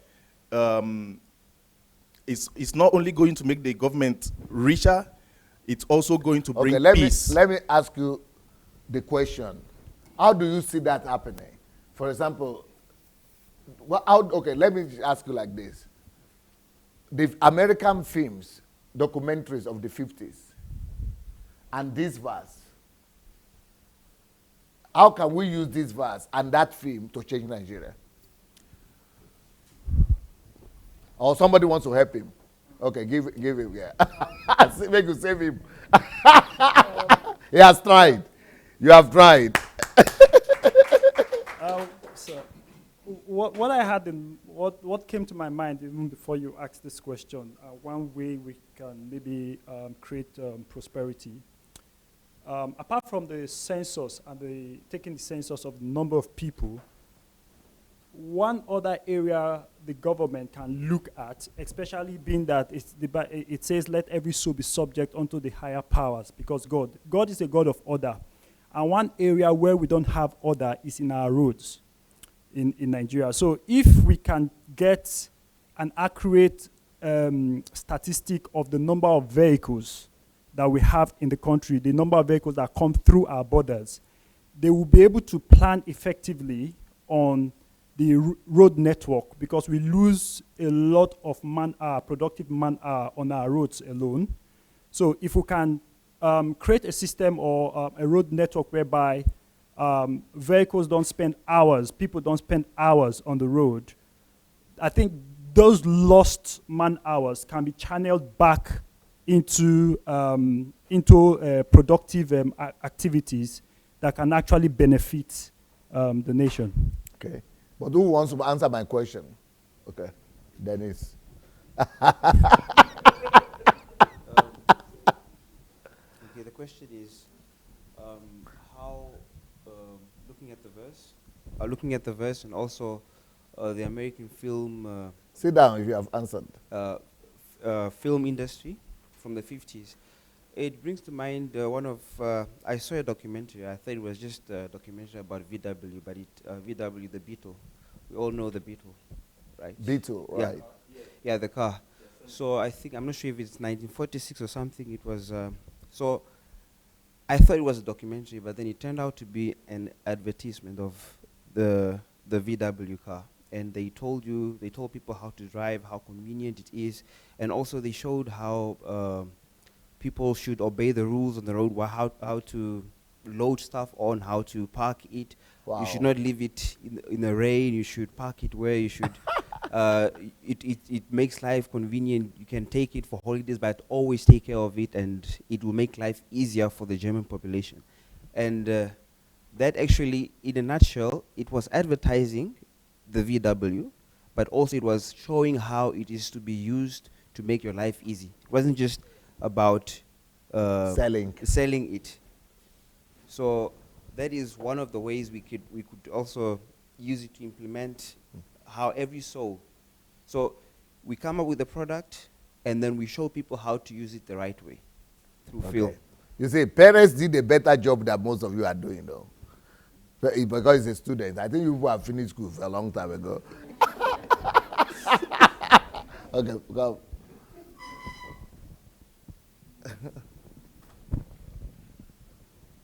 Let every soul be subject unto the higher powers, for there is no power but of God, the powers that are ordained of God. So, for prosperity, prosperity and development, civilization. For civilization, it says let every soul be subject unto the higher powers. Higher powers being the law and the government. Every soul being every person who is a citizen or living in the country, so they'll be able to obey the laws And for that to be done, like you mentioned before, the laws have to have power. And as Perez mentioned, in some places, like in Nigeria, nobody fears the law, nobody fears the police. So we first have to find a way how to give the law power. We have to let there be punishment, let there be consequences for bad actions. I know that there are places where there's a punishment for bribery. And we have to like put that into place, execute that, put that into use so that, and in fact, when people try to bribe people, when criminals try to bribe the law, the criminal should be held up as an example of what not to do, and they should be shamed further instead of being rewarded by getting let free, by getting exactly what they want. And for that, people who enter the law have to be dedicated and have to be true, and they actually have to love their country and want to be a better place and not just be in it for the money or for the ease. So a generation has to rise up who wants to make their country better. Then once the law has power and is an actual threat, then the people will respect it and fear it and not just like break it with knowing that they could just get out of anything with money. Beautiful, beautiful, okay. And then law has power. That's for the development. So the law has to have power. We have to empower the law enforcement officers, and then make sure that there is penalty and consequences for the breakage of law. Okay. And then after the people fear the law, then maybe you can implant some rewards for some exceptional good behavior. Okay. But that's not important. Then, like the law now that it has power, has to implement the light that's in its mind, the picture. Okay. And they should already have a plan and should put into plan. Like the videos in America, that's the videos of America that you showed us. They had a system. They had showed people how to act through the videos. Many governments have to plan, like they build schools, they have hospitals, they build parks for enjoyment.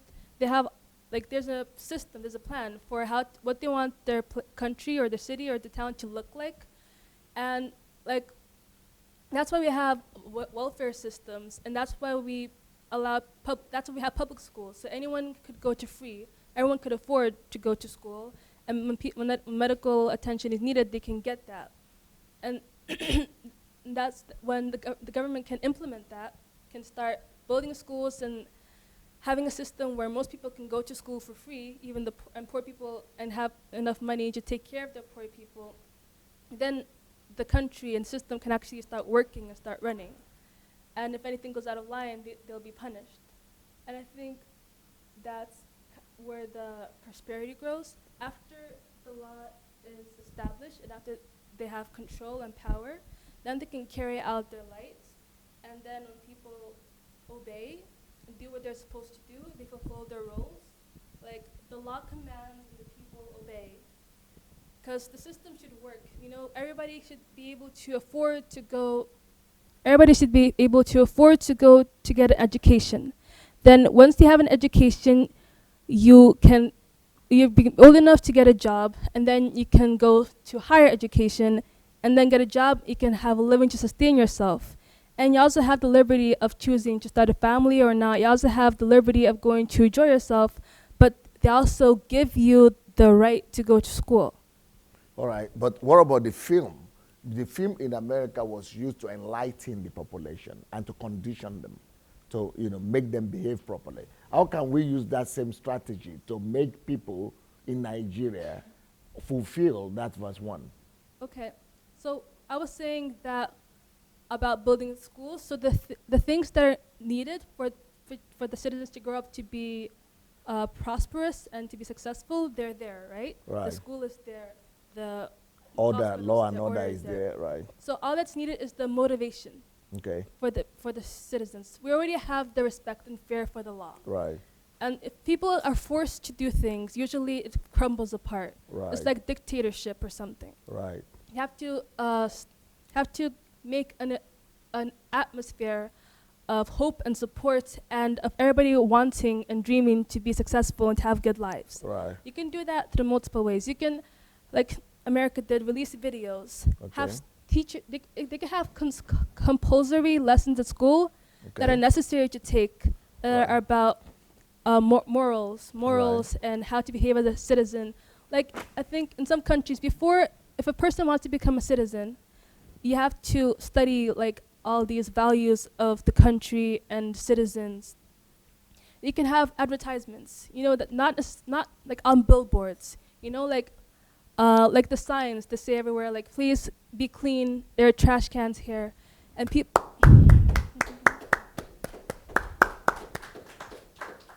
there are things like community service, giving people the opportunity to help with the atmosphere. There's things like soup kitchens, which are just inspiring, and they bring up a cycle of us helping each other, which can give people who have less opportunity, motivate them once they get into a better place to be successful and to help others. And people who are successful, taking time out of their life to help the less successful, is a cycle. That's like the role of the elite. Are we through with that book on the role of the elite? You submitted it. Okay. And the personal responsibility also. Okay. So there are multiple ways to like provide that drive, that motivation, but usually it comes strength in numbers. So you are talking about using media and all those strategies to motivate and educate, or just motivate? Motivate and educate. And educate. Like it's a compulsory thing in, for example, in school, right? Every year you get reminded of the same things, and as the older you go, you get opportunities. Like the school is offering a free field trip to go to the soup kitchen, or to help clean up the park, or to internships to work in the government, or to work at a charity. You know, all these opportunities. It's like you're already involved in government yourself. That's Zoe. Thank you, Zoe. Thank you. I would just want to make a comment concerning that verse 1. Okay. Especially based on the foundation that Perez already laid. Okay. Because for me, many things I read before are just making sense now. The man that is called the father of economics is called Adam Smith. Adam Smith, yeah. Yes, and he wrote a book called The Wealth of Nations. Yes. And I want to read just a part of it, just like 3 lines out of it. He said, little else is requisite to carry a state to the highest degree of opulence, from the lowest barbarism, but peace, taxes, and the tolerable administration of justice, all the rest being brought about by the natural course of things. Mm-hmm. So he actually saw this, the submission to the higher power through taxation, as a means of opulence of any country. That a country is going to enjoy immense wealth if and if only the people, the citizens, are willing to submit to their government through taxation. It's unfortunate that all over the world today, taxation and responsibility of the citizen is seen as a burden, is seen as punishment. In fact, in one of my classes, I remember having very, very hard argument with one of my teachers concerning this topic, because Adam Smith also said, that what the greatest sign of freedom for a citizen is that you pay taxes. And I say, no, that can't be true. Taxation is a sign that you're a slave. that we want lesser and lesser taxes. If possible, the best government to us is the government that is not requesting taxes. From one of the quickest ways any government in Nigeria will run into problem with the people is if you demand taxes, because everybody wants to evade taxes and run away. And that has become a problem. So if we understand this scripture, which I don't think any church in Africa is going to teach, by the way. That I don't think any church is going to teach this. Like responsibility to the government. They are not going to teach it. I don't think this is ever going to come up. Go ahead. So it says, let every soul be subject unto the higher powers, for there is no power but of God, the powers that be are ordained of God. So we must understand that it is a sign of freedom to pay taxes to the higher powers, and by that we are able to generate wealth for the states. Okay, now let's go to another verse there, verse 2. Can you read verse 2 for me? Verse 2, whosoever therefore resisted the power, resisted the ordinance of God, and they that resist shall receive to themselves damnation. Okay, stop. They shall receive damnation. Okay, sorry, yeah, it goes on. For rulers are not a terror to good works, but to the evil. Okay, stop. This is a system of, this is order through penalty. So how can, who wants to talk about that? Or you or any, okay. How can penalty, the system of penalty, enforced system of penalty in a nation lead to development, national development? Penalty.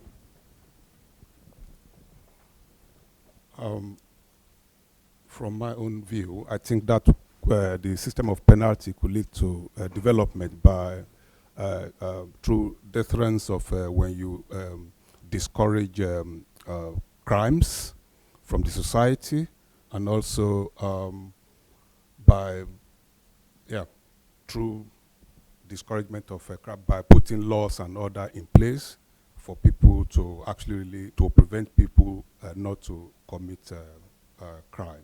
I think that's one way that this verse is actually trying to, what the Bible is emphasizing in this case. Let me read. Okay, anybody wants to contribute to that? How can they? Yes. All right. I want to use this very practical. Using Switzerland as a case study, and then I'll juxtapose that with Nigeria. You would realize that we hear unthinkable amounts of money that are stolen by government officials. In short, the money, the loot of Abacha, we're still even trying to get it back from Switzerland. Now, this is what I want to say, that Switzerland has imbibed and has engraved that consciousness of being responsible and being obedient to law in such a way that in Switzerland, you can't steal. And that is the reason why corrupt officials in Nigeria would steal money from the nation, the money that could develop our nation. I'm talking about billions of dollars. They would take that money and then send it to Switzerland. Now, countries like Switzerland that have these values, they would use this money that was stolen from Nigeria to develop their nation. And that's exactly what happened with Singapore too, because Singapore became a very lawful nation in such a way that in Singapore, even if you have gum and you throw gum on the floor, if you get caught, you get caught, and then you pay big for it. And in Singapore, the punishments used here as damnation was so serious that people were so scared to break any law, because for any law that you break, you're going to either you go to prison or you get killed. So because of that, Singapore that didn't have any resource, they became a nation that other Asian countries brought in money to keep and to get safe in Singapore, which Singapore used in the development of their nation. So how can we apply this to Nigeria? In Nigeria, starting from the first verse, that everyone is subject to a higher power, and the highest power in the nation will be the law.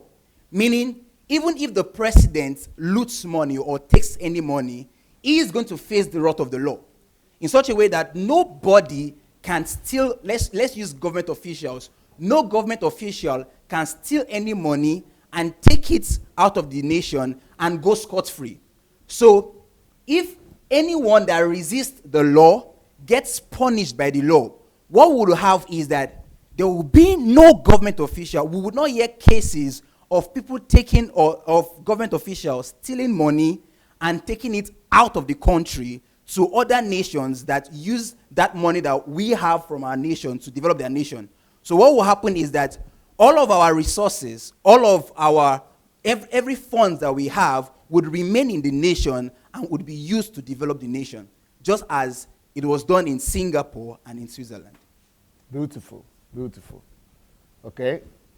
Okay, let's look. Can you read the next verse then? All right. For rulers are not a terror to good works, but to the evil.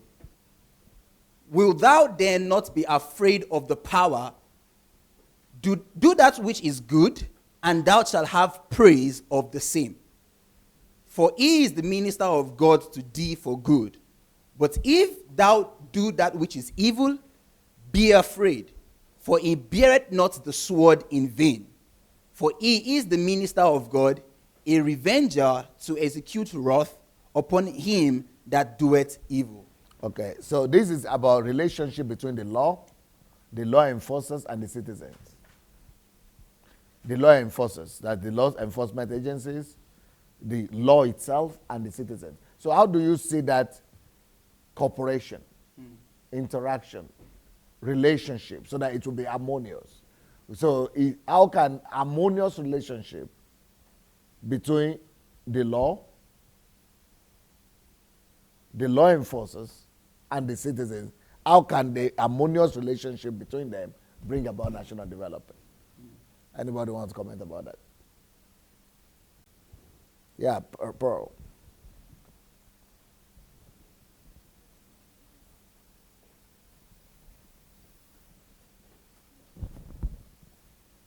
So, Speak louder, please. yeah, I'm just going to read. Okay. For rulers are not a terror to the good. Speak louder. Okay. For rulers are not a terror to the good works, but to the evil. Wilt thou then? Even much more louder. For rulers are not a terror to good works, but to the evil. Wilt thou then not be afraid of the power? Do that which is good, and thou shalt have praise of the same. For he is the minister of God to thee for good. But if thou do that which is evil, be afraid, for he beareth not the sword in vain. For he is the minister of God, a revenger to execute wrath upon him that doeth evil. So based on this verse, there's the question of how does a harmonious relationship between law, the enforcers of law, which are described here, and the citizens, which this is addressed to, how does that a harmonious relationship between the three of those bring about national development? And I think this ties back into the first verse too, because there it mentions that we must be subjects to the higher powers. And one of the things they use to convince us is that all powers is of God. And like we were told at the beginning of this lesson, and even in the previous lesson, God implemented law. He is the first one who came up with law. Order is the right arrangement of things. Order is from God. So when there is a harmonious relationship between law enforcers, the law, and the citizens, everything is in its right places. Because the law enforcers, they make the law, which brings about order. They make laws that keep us from just doing whatever we want and being lawless and cutting each other in the road or not stopping when the traffic light says red. These are things that law needs to enforce, or else when we feel like it, we won't respect or fear common sense. But when there is a harmonious relationship between the three, when the law enforcers properly enforce the law and they also follow it, so they don't steal when the law says not to steal, and when the citizens respect the law, that means the society is working properly because they're not doing what would hurt society, because they're constantly keeping things in order by following the law, and because the law is making order in society, there are more opportunities for people to develop, to bring greater good to society, but also to develop themselves and to make money, to pay their tribute to the law enforcement, which again enforces the harmonious relationship between the three. So then everybody is benefiting because the citizens, they can build a good life for themselves. The law enforcers, they get the honor they are due, and they get the tribute that they are due, and the society is in order. It's not in entropy. And on the other hand, you have, for example, we've been talking about Nigeria as an example of where there is disorder. Well, is there any semblance of a harmonious relationship between the law enforcers and the law and the citizens? Not at all. First of all, the law enforcers, even though there's law to some extent, they don't even seem to take it seriously based on their actions. Second of all, the citizens do not take the law enforcers nor the law seriously at all. They have their own opinions, their own church doctrine that they follow above the law. And so there's disorder everywhere. The country can't develop because without the law, because without there being a harmonious relationship between the law and the citizens, and consequently those who implement the law, law enforcers, there can be no order, which means there can be no national development, only chaos, which will naturally get worse on its own. Beautiful, beautiful. Okay. Like, from what you said, like if there is law and there is law enforcement, that means it is like already solved issue, because if you set laws without people regulating these laws that you put in place, it won't be effective. So the agency, like the law enforcement agency, will really make the law to be effective. Like we know, we as like from where we came from, if there is no law enforcement, there's no way we'll be able to like do it. So setting the law, then put like the agency, the law enforcement, doing their own job, it will now bring national order. Yep. So that's what I say. Like that's what I understood. There must be law enforcement. That's why if you look at the project that people normally do in our country, we discover that they just give out without checking what is going on. People can just do anything they want to do and go. But if there is an agency that is regulating, that is checking all these things, I think people will, keep to the law. Okay, what about Nollywood in Nigeria? How can Nollywood play a part in this? How do you see that? Like everything is still based on the government. Like if the government, would intervene in this situation, like to give them the area that they need to relate, the virtue that they need to put in place. Like this is what we want. It will go a long way. So the government should demand. The government should be the one demanding, because now they are the high authority. Anything that they are not doing according to the authority, it will not be like allowed in the country. So if the government enforces that in the Nollywood industry, it will really go a long way. Yeah. Yeah. Beautiful. Now, let's go back to our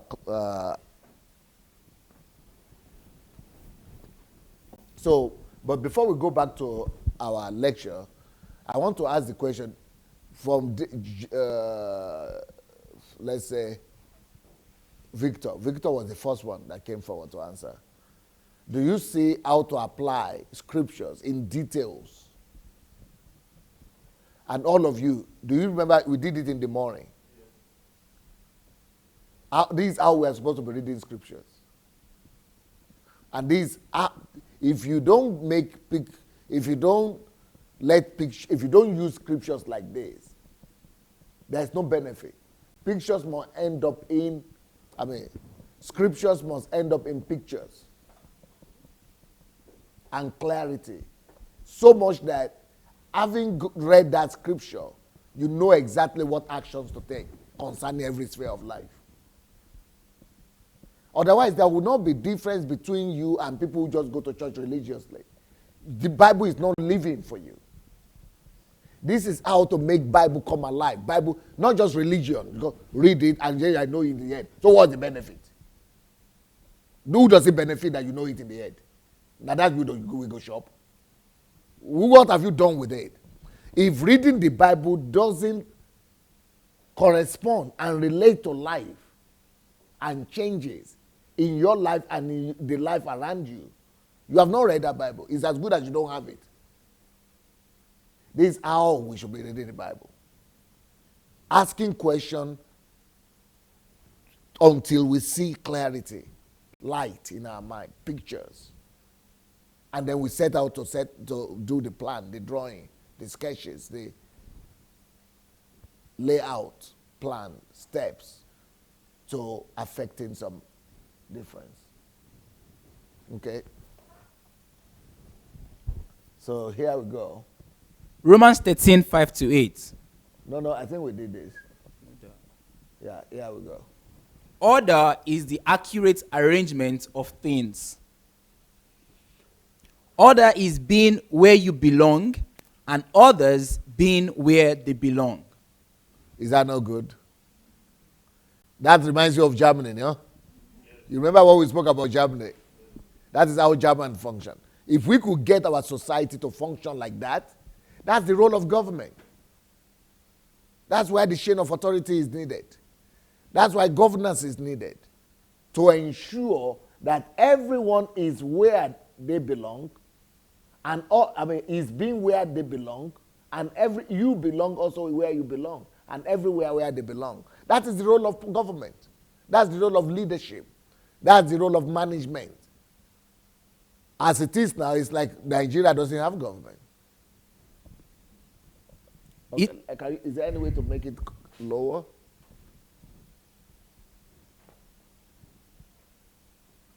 Okay, good. No, it's too much now. Yeah. It is called law and order because law creates order. Say that again. It is called law and order because law creates order. Remember that forever. What creates order? Law. What creates order? Law is what creates order. As much as we don't like law, but that's the only thing that creates order.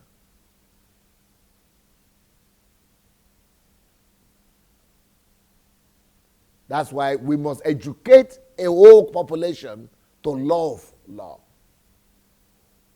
Because loving law is loving order. Hating law and disregarding law is disregarding progress. It's disregarding order, and disregarding order is disregarding progress, because order leads to progress. So a big process of education and enlightenment, and what did Zoe call it? Encouragement, reward, and incentives must be created to make the population love and willing to obey law. So that was a good elaborate answer that Zoe gave in that one. So we must make sure that we make our people love, or at least see the need for law and order. Romans 13:1. Let every soul be subject unto the higher powers, for there is no power but of God. The powers that be are ordained of God. Okay, before we go ahead, let's do this video. Let's look at what law and order can do in a city. Organize, the ability to organize a town, a city. Let's see how a whole nation could just, it's like automated. A whole country could be made to be automated, guarded and ruled and almost functioning automatically thanks to law and order. These are the future cities. They call them smart cities. Let's have a look.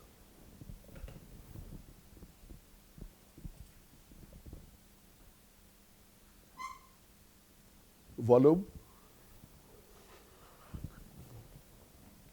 In Galicia, northwest Spain. The city has harnessed information and communication technologies in order to make the city more accessible for older and disabled people. The city website has reached Web Accessibility Initiative AA level and is committed to achieving AAA level. This includes one-click access to a read speaker function on all web content. The city website includes an accessibility guide to the city and receives more than 200,000 visits each year. Information displayed as pictograms is available in a range of public buildings to help people with learning disabilities. The city has also made good use of EU funds to promote accessibility. For making these commitments to the city's disabled and older population through the means of technology, the jury has decided to award Lugo with this year's special mention for being a smart city.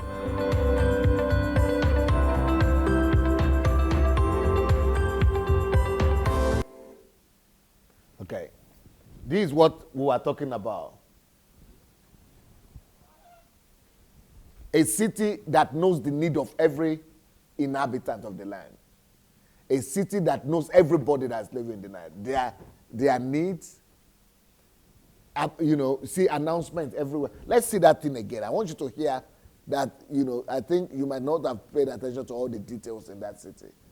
Let's have a look again at all the details of how they make that city work. That is a city that has government. That's the essence of government. Yes.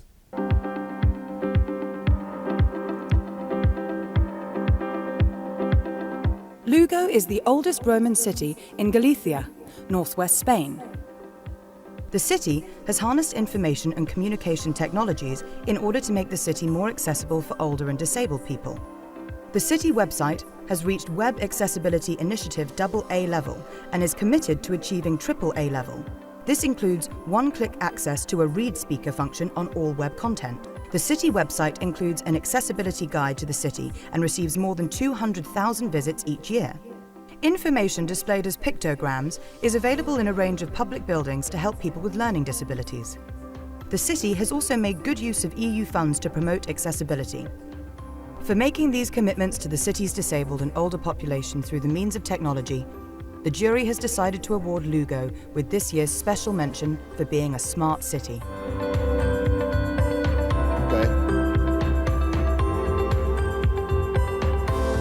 Let's go back to the classes. That is the proof of a government. Order is the proof of the presence of a government. Lack of order is the proof of the opposite. Let's go to that Lagos video. Can you show that Lagos video when they were cooking in the street? And tell me if there is government in that country or not, or in that city or not.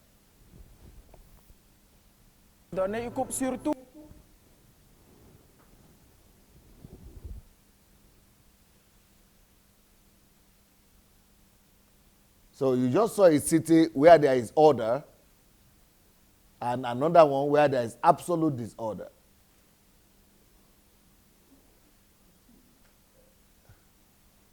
This is Lagos. See what's happening. See what's happening. I mean, where is the government looking?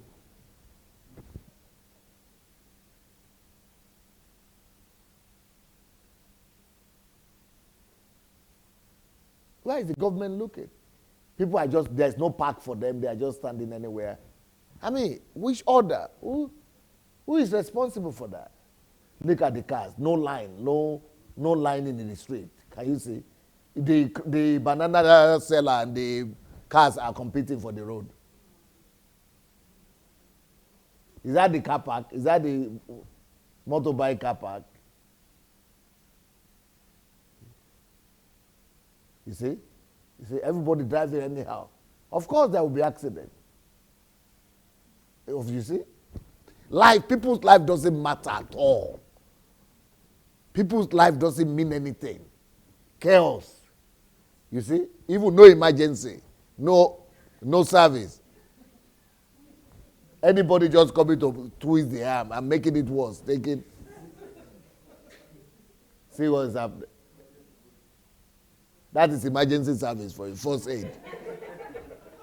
It means that even the car that put him down, they don't have emergency in the car. And every car is supposed to have first aid.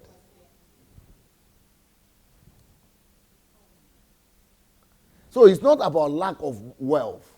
This city here, I said, is one of the richest cities in Africa, in the world even.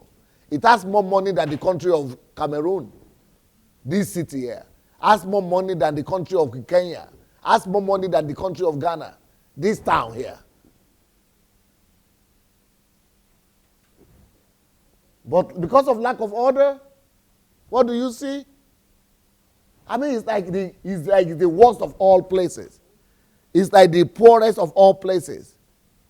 It's not because of lack of money. It's because of lack of order. See what's happening? Human beings. Human beings don't mean anything.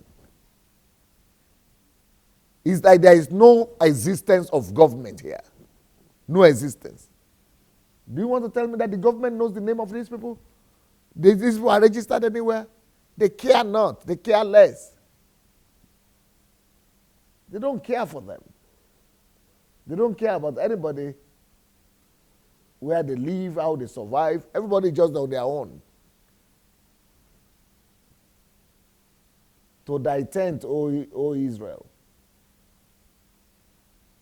Everybody is to their tent. Why is the woman for straight? It was in the beginning, isn't it? It was supposed to be beginning before this one.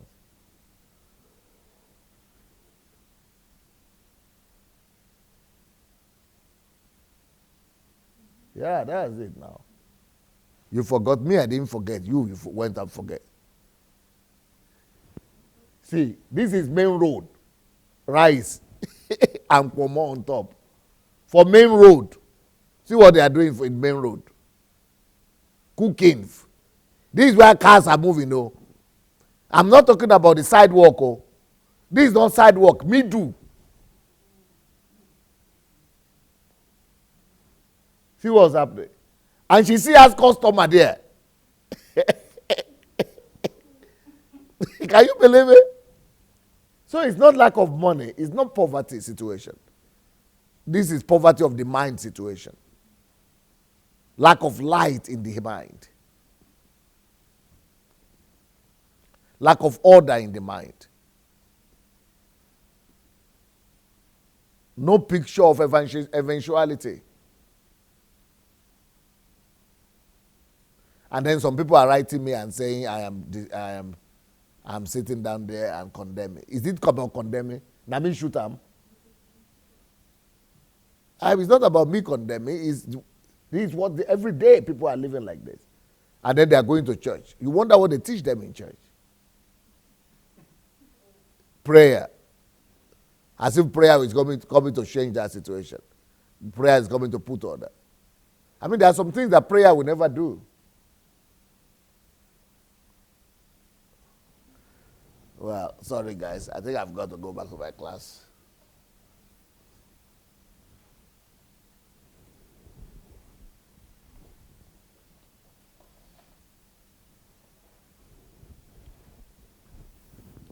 Okay.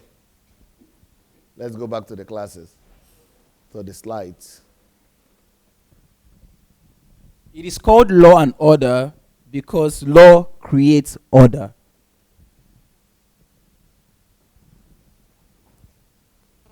So it is law that creates order. If you don't make law work, if you don't know how to enforce law, it's as good as not having the law. What is the essence in us having legislative and senators if the laws that they are enacting will not be implemented? There's no need for it. Okay? Romans 13:1. Let every soul be subject unto the higher powers. For there is no power but of God. The powers that be are ordained of God. We'll look into that. Let every soul be subject unto the higher powers. Order in governance makes government possible. Yep. The secret of a successful government is obedience and submission. Mm-hmm. Uh-huh. So, societies and any organization must be broken down into levels and hierarchy. Yeah. That's what we have been talking about. Okay? For there is no power but of God. The powers that be are ordained of God. Hierarchy is to maintain order. Romans 13:2. Whosoever therefore resisted the power, resisted the ordinance of God, and they that resist shall receive to themselves damnation. Romans 13:3. For rulers are not a terror to good works, but to the evil. Wilt thou then not be afraid of the power? Do that which is good, and thou shalt have praise of the same. When people reject hierarchy, standards, measurements, limits, signage, signage, they will never have order. Okay, let's see the video. Let's start with this, then we'll go back to the ones before.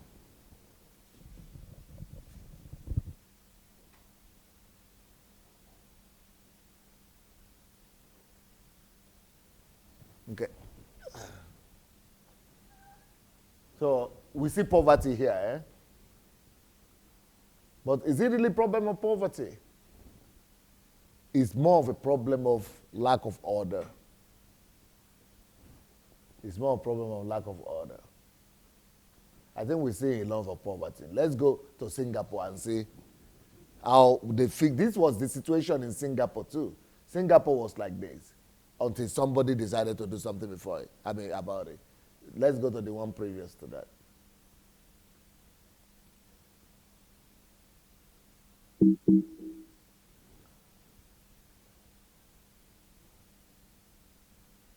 Yeah. Give it some voice, some volume. Leader with an iron fist, a political street fighter. Former Prime Minister Lee Kuan Yew has been described as all that and more. Hello, stop. And it is no, just stop it. Did you hear leader with an iron fist? Because he has to make the thing work. It takes that to make things work. If you don't want a leader with an iron fist, don't ask for order. Don't ask for progress. Start from the beginning. Okay, here we go. a visionary, a leader with an iron fist, a political street fighter.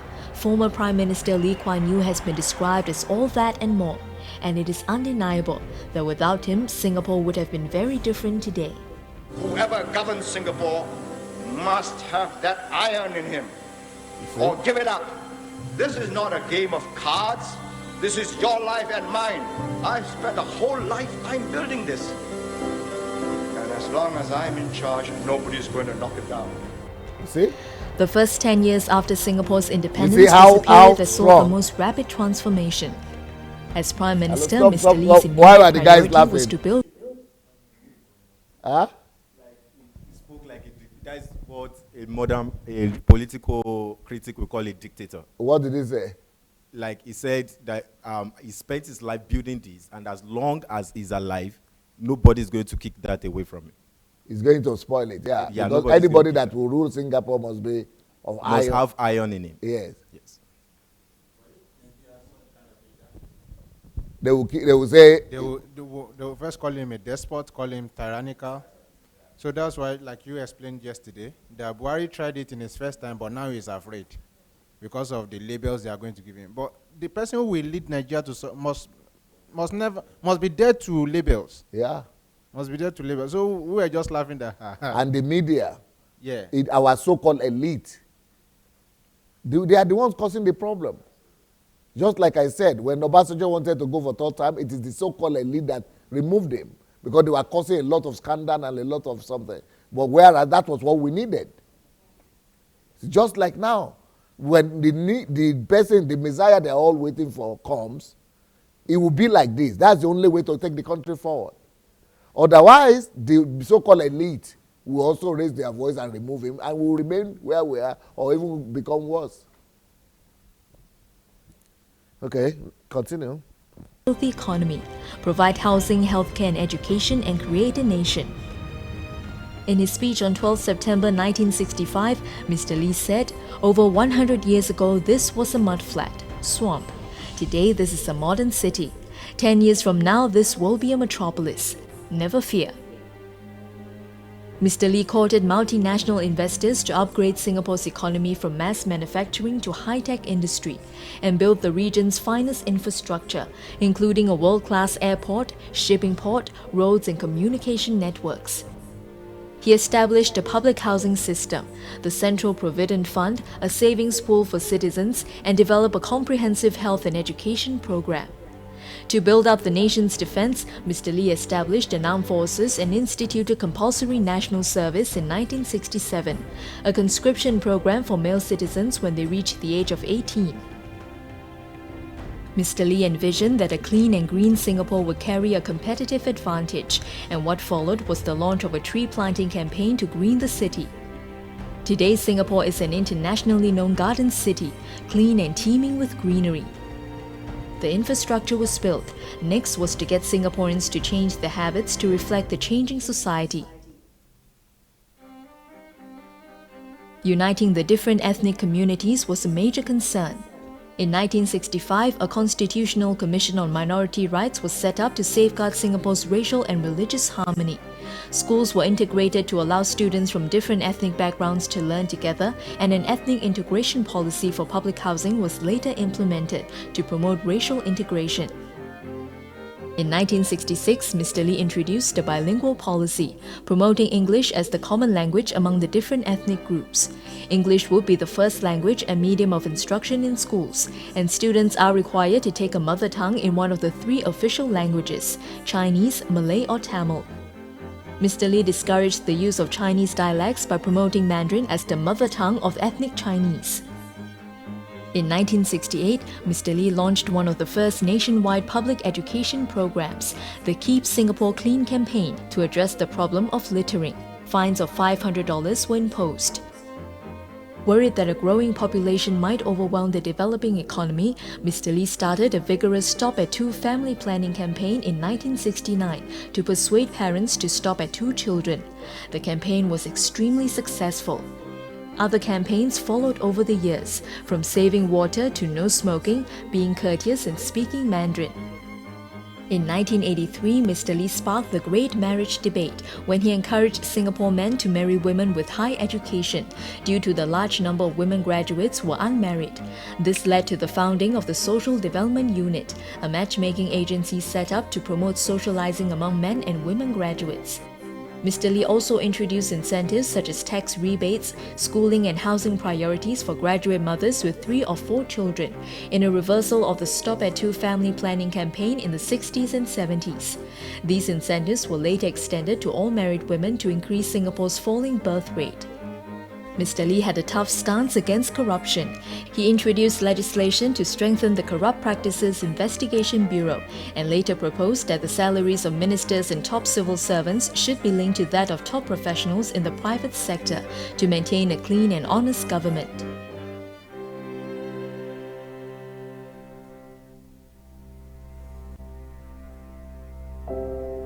Mr. Lee was a firm believer in meritocracy. In his memoirs From Third World to First, Mr. Lee said he aimed to create a fair society, not a welfare society, and chose to redistribute wealth by asset enhancement, not by subsidies for consumption. Mr. Lee stressed that Singapore was not a welfare state where anyone was entitled to free services, and everyone had to play a part to ensure progress for themselves and their families. We never went for the iron rice bowl. Each person has his own porcelain rice bowl, and if you break it, it's your bad luck. And they look after it when it is their own and it's porcelain. In just under a generation, Singapore has transformed into what Mr. Lee described as a first world oasis in a third world region.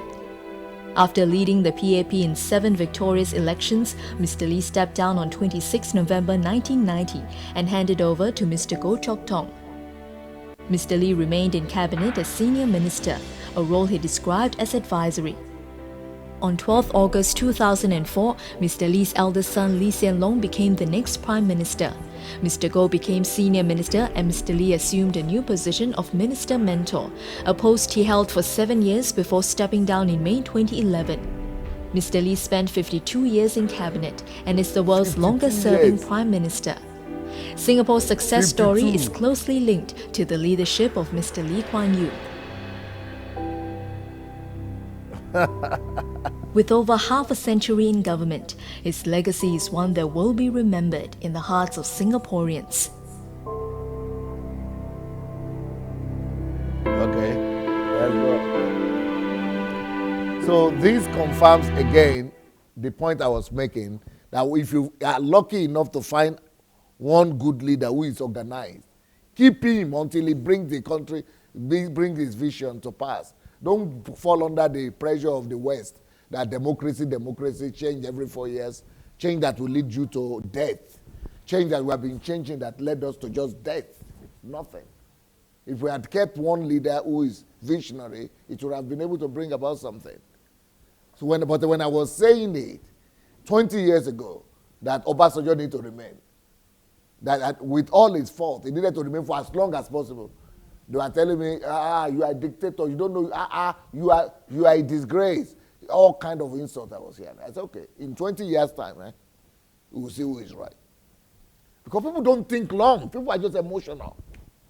And I knew what I was talking about. I knew exactly what was going to happen. No matter who you put, if it's going to fall apart. And that's what has happened. Because the guy got something right. And it was supposed to be sustained. But they're not going to hear. I hope they will hear sometime in the future.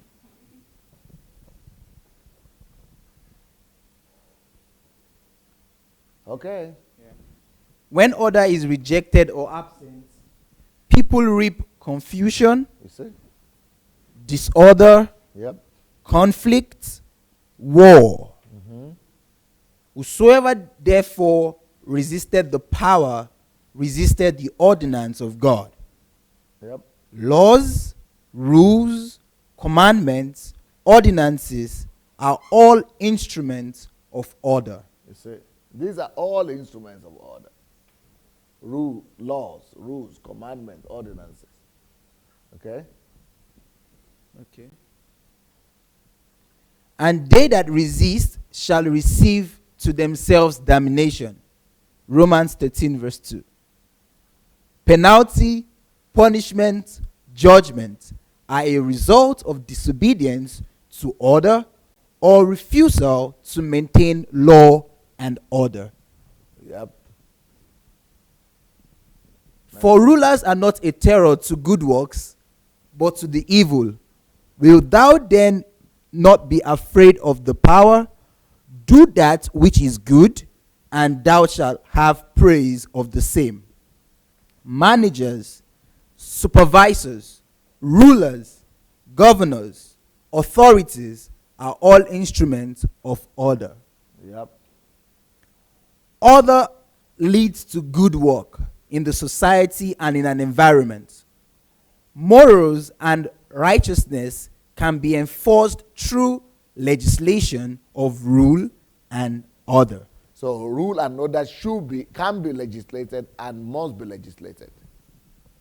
When there is righteousness in the art, there is beauty in the character. When there is beauty in the character, there is harmony in the home. When there is harmony in the home, there is order in the nation. Amazing. And when there is order in the nation, there is peace in the world. Beautiful, huh? The former Prime Minister of India. Uh-huh. For he is the minister of God to thee for good. But if thou do that which is evil, be afraid, for he beareth not the sword in vain. For he is the minister of God, a revenger to execute wrath upon him that doeth evil. Law and order secure both peace and fear. Peace to those who keep the law, fear to those who break the law. Beautiful. For he is the minister of God to thee for good. But if thou do that which is evil, be afraid. For he beareth not the sword in vain, for he is the minister of God, a revenger to execute wrath. No. Law and order is a rewarder. All right. And law and order is also an avenger. Cool. So law and order is a two-edged sword. It rewards and it avenges. Or it punishes. It's like it penalizes and it rewards. Romans 13:5. Wherefore ye must needs be subject, not only for wrath, but also for conscience sake. Yeah, so that is that's what we were talking about Germany, that most of them obey for wrath's sake, but heart is what the Bible starts with. Okay? Okay. Taxes are also instruments of order. Oh, should I read that verse? Okay. Yeah. I should read the verse, all right? For this cause pay ye tribute also, for they are God's ministers, attending continually upon this very thing. Law and order is a rewarder and an avenger. Taxes are also instruments of order. They help maintain peace and prosperity. Now, the reason I'm not commenting these things is because we had commented in the beginning. Romans 13:8. Owe no man anything but to love one another. For he that loveth another hath fulfilled the law. That's the ultimate goal that we want to achieve in the society. And that's the ultimate goal of the government. So that people will live in harmony and in love among each other. Civilization begins with order, grows with liberty, and dies with chaos.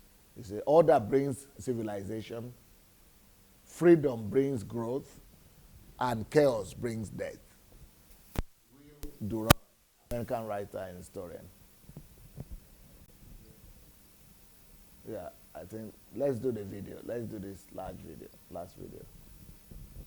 This video is my vision for Nigeria, and this is the kind of order I want to produce and bring about in national development.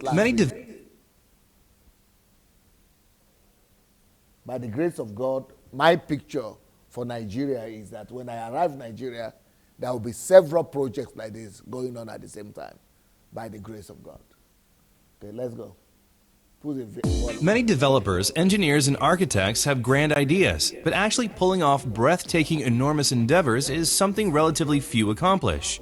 Here are 10 mega construction projects on track to open soon. Number 10. Beijing Daxing International Airport, China. Despite delays, estimates still place the initial completion stage of what will become the world's largest airport within this decade.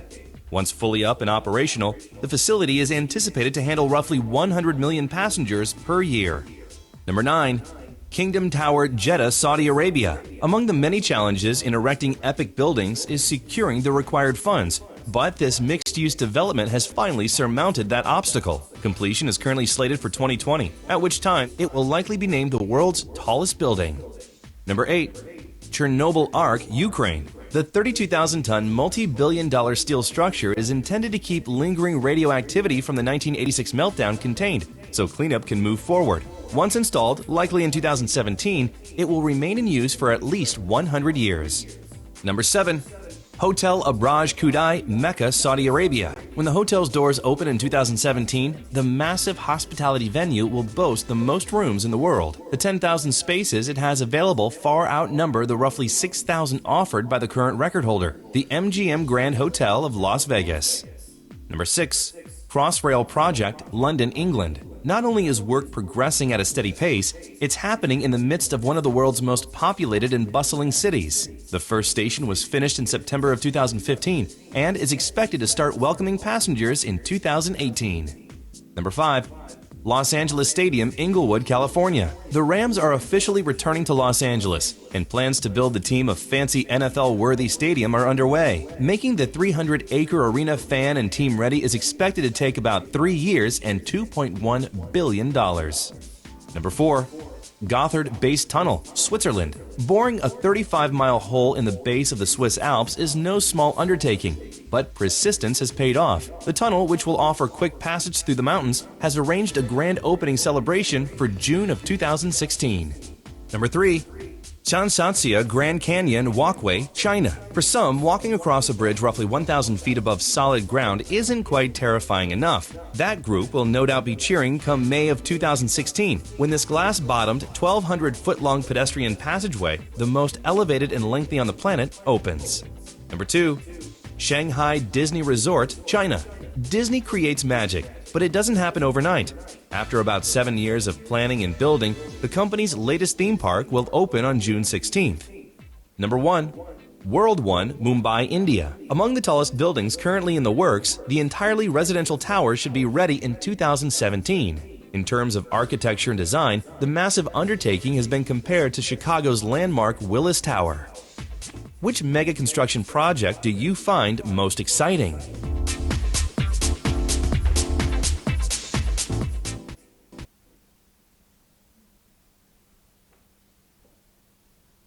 Let's put on the light.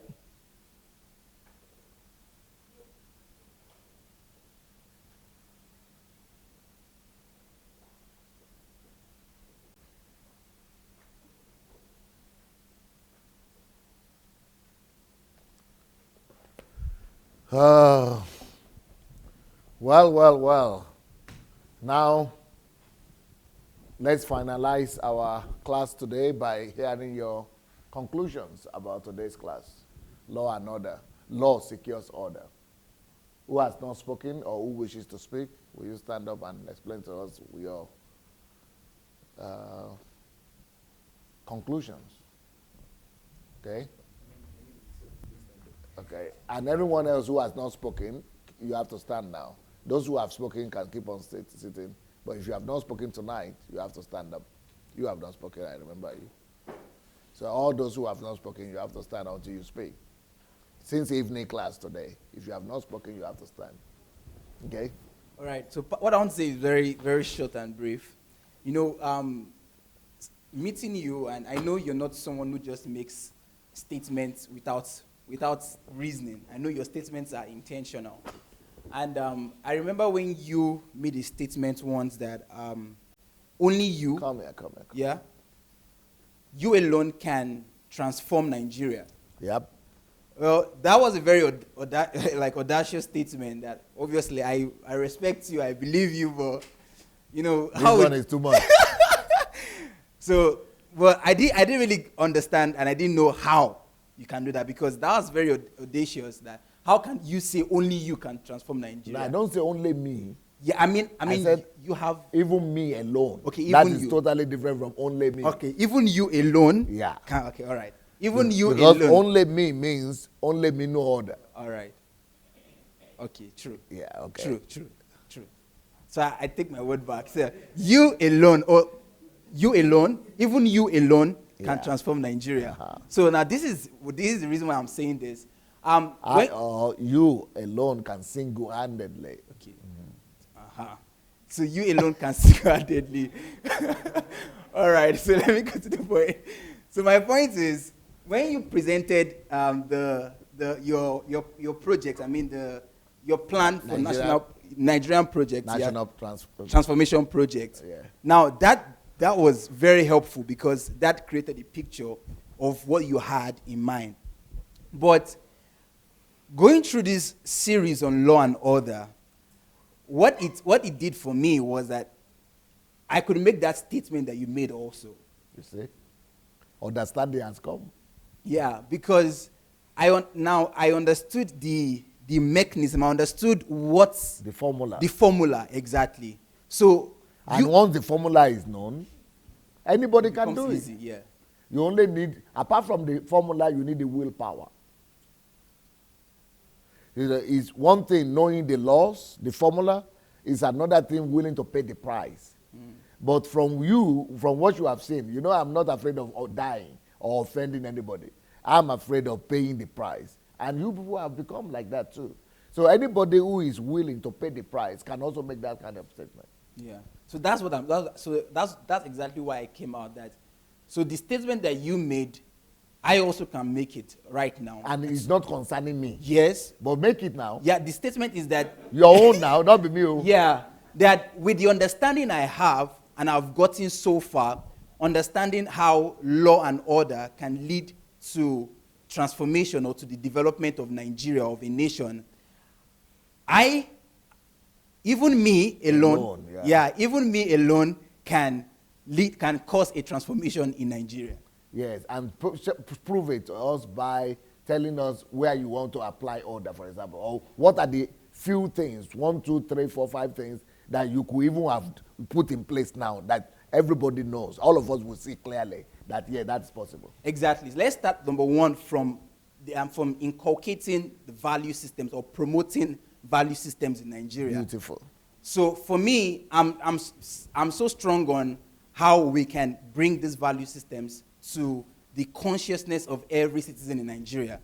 Now, how can I do this? This is by bringing illumination to the different areas that could be channels that these value systems will be engraved in the minds of people. Number one is doing this by organizing meetings with pastors, let's just say collectively with leaders of religious bodies. So having seminars or having trainings with these leaders, and like what Pastor says, giving them these value systems that they can communicate in their religious gatherings. I'm not telling them what they should preach or what they shouldn't preach, but what I'm saying is these values, in one way or the other, must be communicated during your meetings. So if you're having a church meeting, whatever you're saying, you must at least make a reference to these values that can lead to the development of a nation. And these values are not religious specific. I mean, they are applicable to both Christians, Muslims, traditionalists. So that is one way. So organizing meetings, organizing trainings, or organizing boardroom meetings with leaders like pastors, imams, traditionalists, and then giving them this list of values that they can communicate in their churches or in their mosques. That's number one. Number two is having this also done in the educational system of the nation. So how do we do this? It is by working with either the leaders or the coordinators or the headmasters or the principals of schools, like from elementary school, primary school, secondary school, even to the university.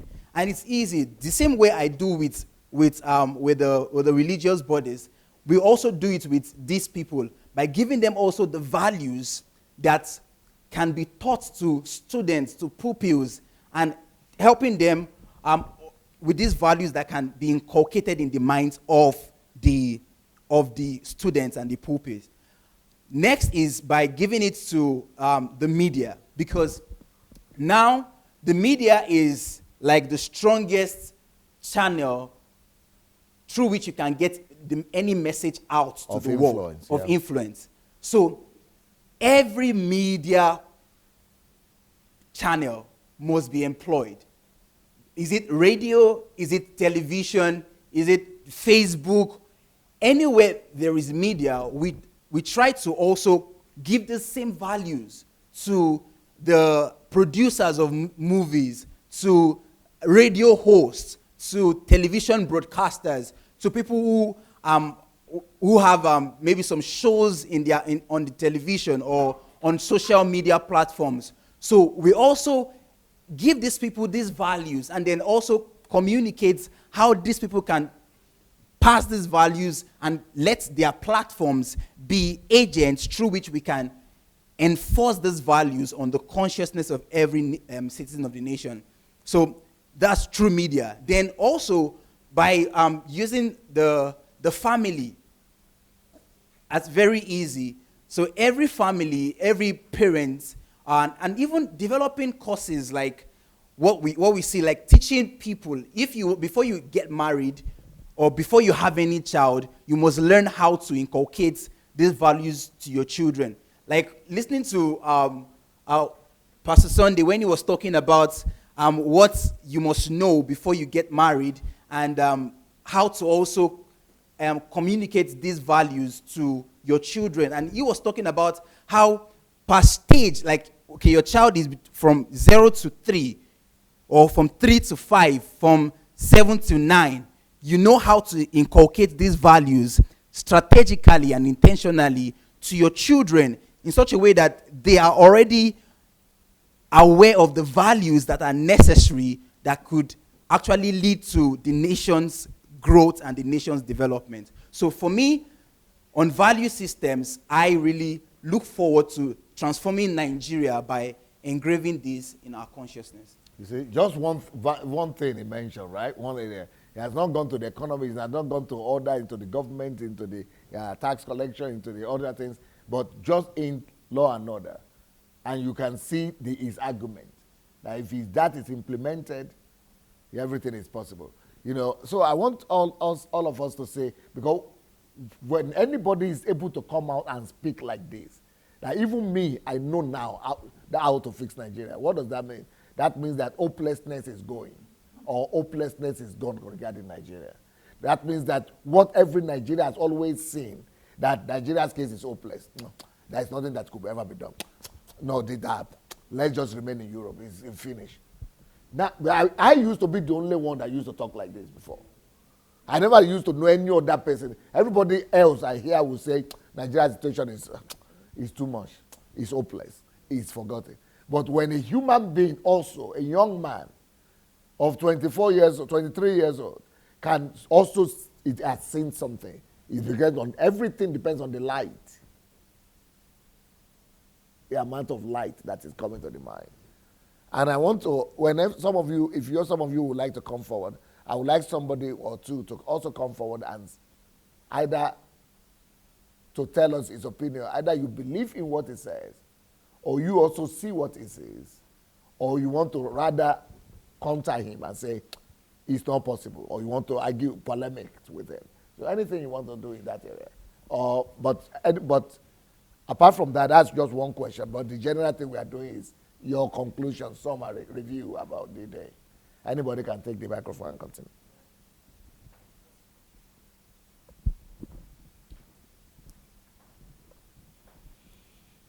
Now, I got more insights about God and life generally.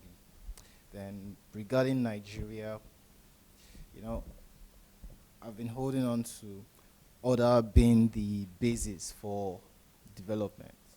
But then today, I already got to know about the combination of light and order. I mean, you having to have this insight to get a picture, and then with the picture you could work with order to achieve something. And then, you know, I learned about how laws don't curb problems. They rather, curb crime, for instance. They rather reduce this crime. But the intensity of these laws could help curb the crimes. And then regarding the values you were talking about, I believe it's possible. It could be the same thing. Concerning the example of the video we watched, you already even said you have a whole lot of values just like that. It could be the same thing. We should get to show them just as they showed people. The hard part, because use Nollywood. They used their Hollywood. Mm-hmm. So you have a reason to use the Nollywood, in Nigeria, because the government regulated the Hollywood there. The government, with the power of the government, is supposed to regulate the Nollywood here in Nigeria. So do you believe now that change in Nigeria is actually possible? Yeah, I really do. Okay. All right, next one. Yep. Yeah, so you asked him you asked all of us if it's possible to change the country of Nigeria. And in one of your slides earlier today, you mentioned how demarcation and separation can turn into order. Yeah, forward. Oh. So you mentioned in one of your slides that... that's too much. Here, right there, that one. No, the next one. The next square. That square you have, yeah. It was like a whole dance routine. No, but you mentioned in one of your slides how demarcation and separation can create order. And that leads me to saying that I do believe in your plans to change Nigeria, especially with how you've basically separated each area, and those who are specialized in the areas can choose to work in that. We're not just going to Nigeria saying, okay, we want to transform it, we want to, change the whole country. No, you've literally divided every aspect of the society, and there's so many options that people can choose from. And then with the media, I think that those who specialize, in television and radio, they can definitely sign up with your transformational plan and kind of integrate themselves into Nollywood and television and radio, just to kind of implement values to the society. Being an American, I didn't know that in the 50s it was mandatory to showcase, basic things such as respect or hygiene on television. I did not know that, and I think that that's what needs to happen. In Nigeria? Yeah, in Nigeria. Because even though their basic knowledge, their basic understanding, it seems as though most of the citizens in Nigeria are lacking in that knowledge and understanding. So if we can just implement that into the media, into the radio, into any sort of programming, I think that will be the basic foundation of like just transforming the country as a whole and transforming the minds of the people as well. So yes, I do think it's possible, because you divided every aspect and every area Yep.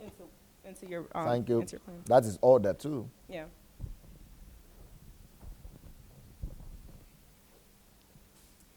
It strikes me actually how little we see the beauty in Africa, and that actually the European come to Africa because they're aware that how beautiful the nature is. We don't see that, and maybe we could also use Nollywood or the whole film industry to propagate the beauty of Africa. Mm. I was fortunate to live in Norway, and as I saw the pictures in the film previously, I was really shocked because the region we saw was Bergen, and in my childhood or in my youth, this was not the state it was in, not at all. Wow. It was not so beautiful. Mm. They have used one resource, mineral oil, and protection of the countries. They didn't want to sell the beautiful. They were aware of the beauty in the fjord and the lakes and the mountains and the geysers and so on and so forth, and they didn't want any foreign company to come and buy this and make money with that. And even the whole years I was going to Norway, every single year, although they knew who I was and that I was just there for 6 months, they would keep on asking me, when are you going to leave our country, and so on and so forth. And they've used the money from the mineral oil to invest in their nature. And they constructed all these beautiful bridges and constructed the houses. And even I saw, last year I saw pictures from, they've constructed new roads, a new road system going from Stavanger to Cap Nord. And they just constructed road into the rocks. And it is so modern, you have the impression that you are somewhere in Saudi Arabia or whatever, but it's Norway. And the aim of that was to attract tourism. So now they have another source of income. They are richer. And actually maybe we should also do that in Africa. Raise awareness of how beautiful Africa is and make films and promote that in the population. And then maybe someday somebody will have a beautiful aha effect, light going on, and then develop a vision and set all the structure and put everything in order as we've learned today. Thank you. Yeah, I think that you show us that it's basically very easy to create national transformation in a country. I see it in this way. You have the government, and the government is this institution which creates a law, and the law that creates order. So you only need a good and strict government, and if the people follow the new laws, then the mindset of the people will change. And if the mindset of the people change, then the culture of the nation changes. So for an example, the government makes a law that you cannot cook on the street and make people cross over the street. And if we have such a law and the people break the law, then there's a punishment. So people know in their culture that they're not allowed to do it. In my country, it is part of our culture that we stop for a red light. That's just, we know it as it's part of our culture because it's in the law. So yeah, what you teach us is true. Law creates order. Thank you.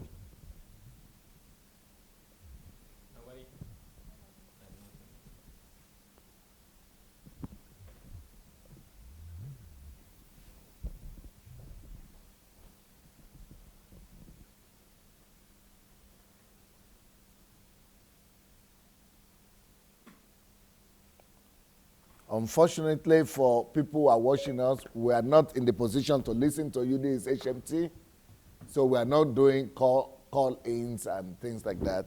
But what I could advise you to do is to check in with some of the books. So, in fact, there are new books that just came out, right? On Amazon, Kindle. You can read them for free on Kindle, or buy them, or send your request here to dsasbooks@gmail.com. But so let me tell you about the new book we have that confirms this topic. On this topic, the book has just been released this week when we started. Excellence, Your Key to Elevation. Excellence. Excellence is a result of law and order. So that's the book on law and order, Excellence.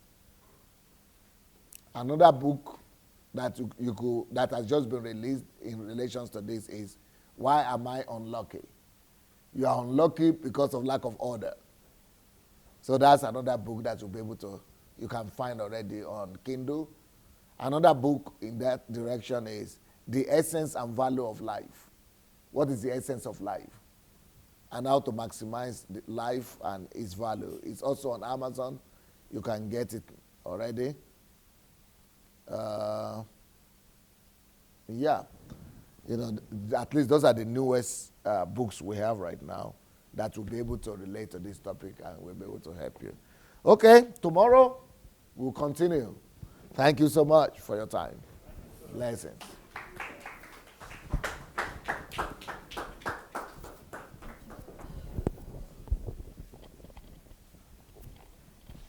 Law and order is doing miracles, eh? You gave me the greatest gift today. That even you can say, you can fix Nigeria. By the time we have 1,000 people saying that, we are done. Because it means understanding is coming. There's no more hopelessness. Hopelessness is growing. And you believe we can make 10% of the country will believe like that. Well, okay. Let's put our hands together and thank DSA for this wonderful teaching. Let's be seated. Be seated, please. We're still live. We're still live. So we want to thank you, our friends online that have been with us, and thank you for inviting your friends also to join with us. This is the end of day 3, History Makers Training, January 2018. And I hope you had a wonderful time, because I had a wonderful time. But that's not the end of it. Tomorrow we're going to continue at, we're starting 10 a.m. Kyiv time, which is 8 a.m. Nigerian time. So I hope you're going to join us, and I hope also you're going to invite your friends. We will be waiting for you, and we hope to see you here. So have a wonderful night, and see you. Good night. Let's say bye to our Facebook friends. Bye.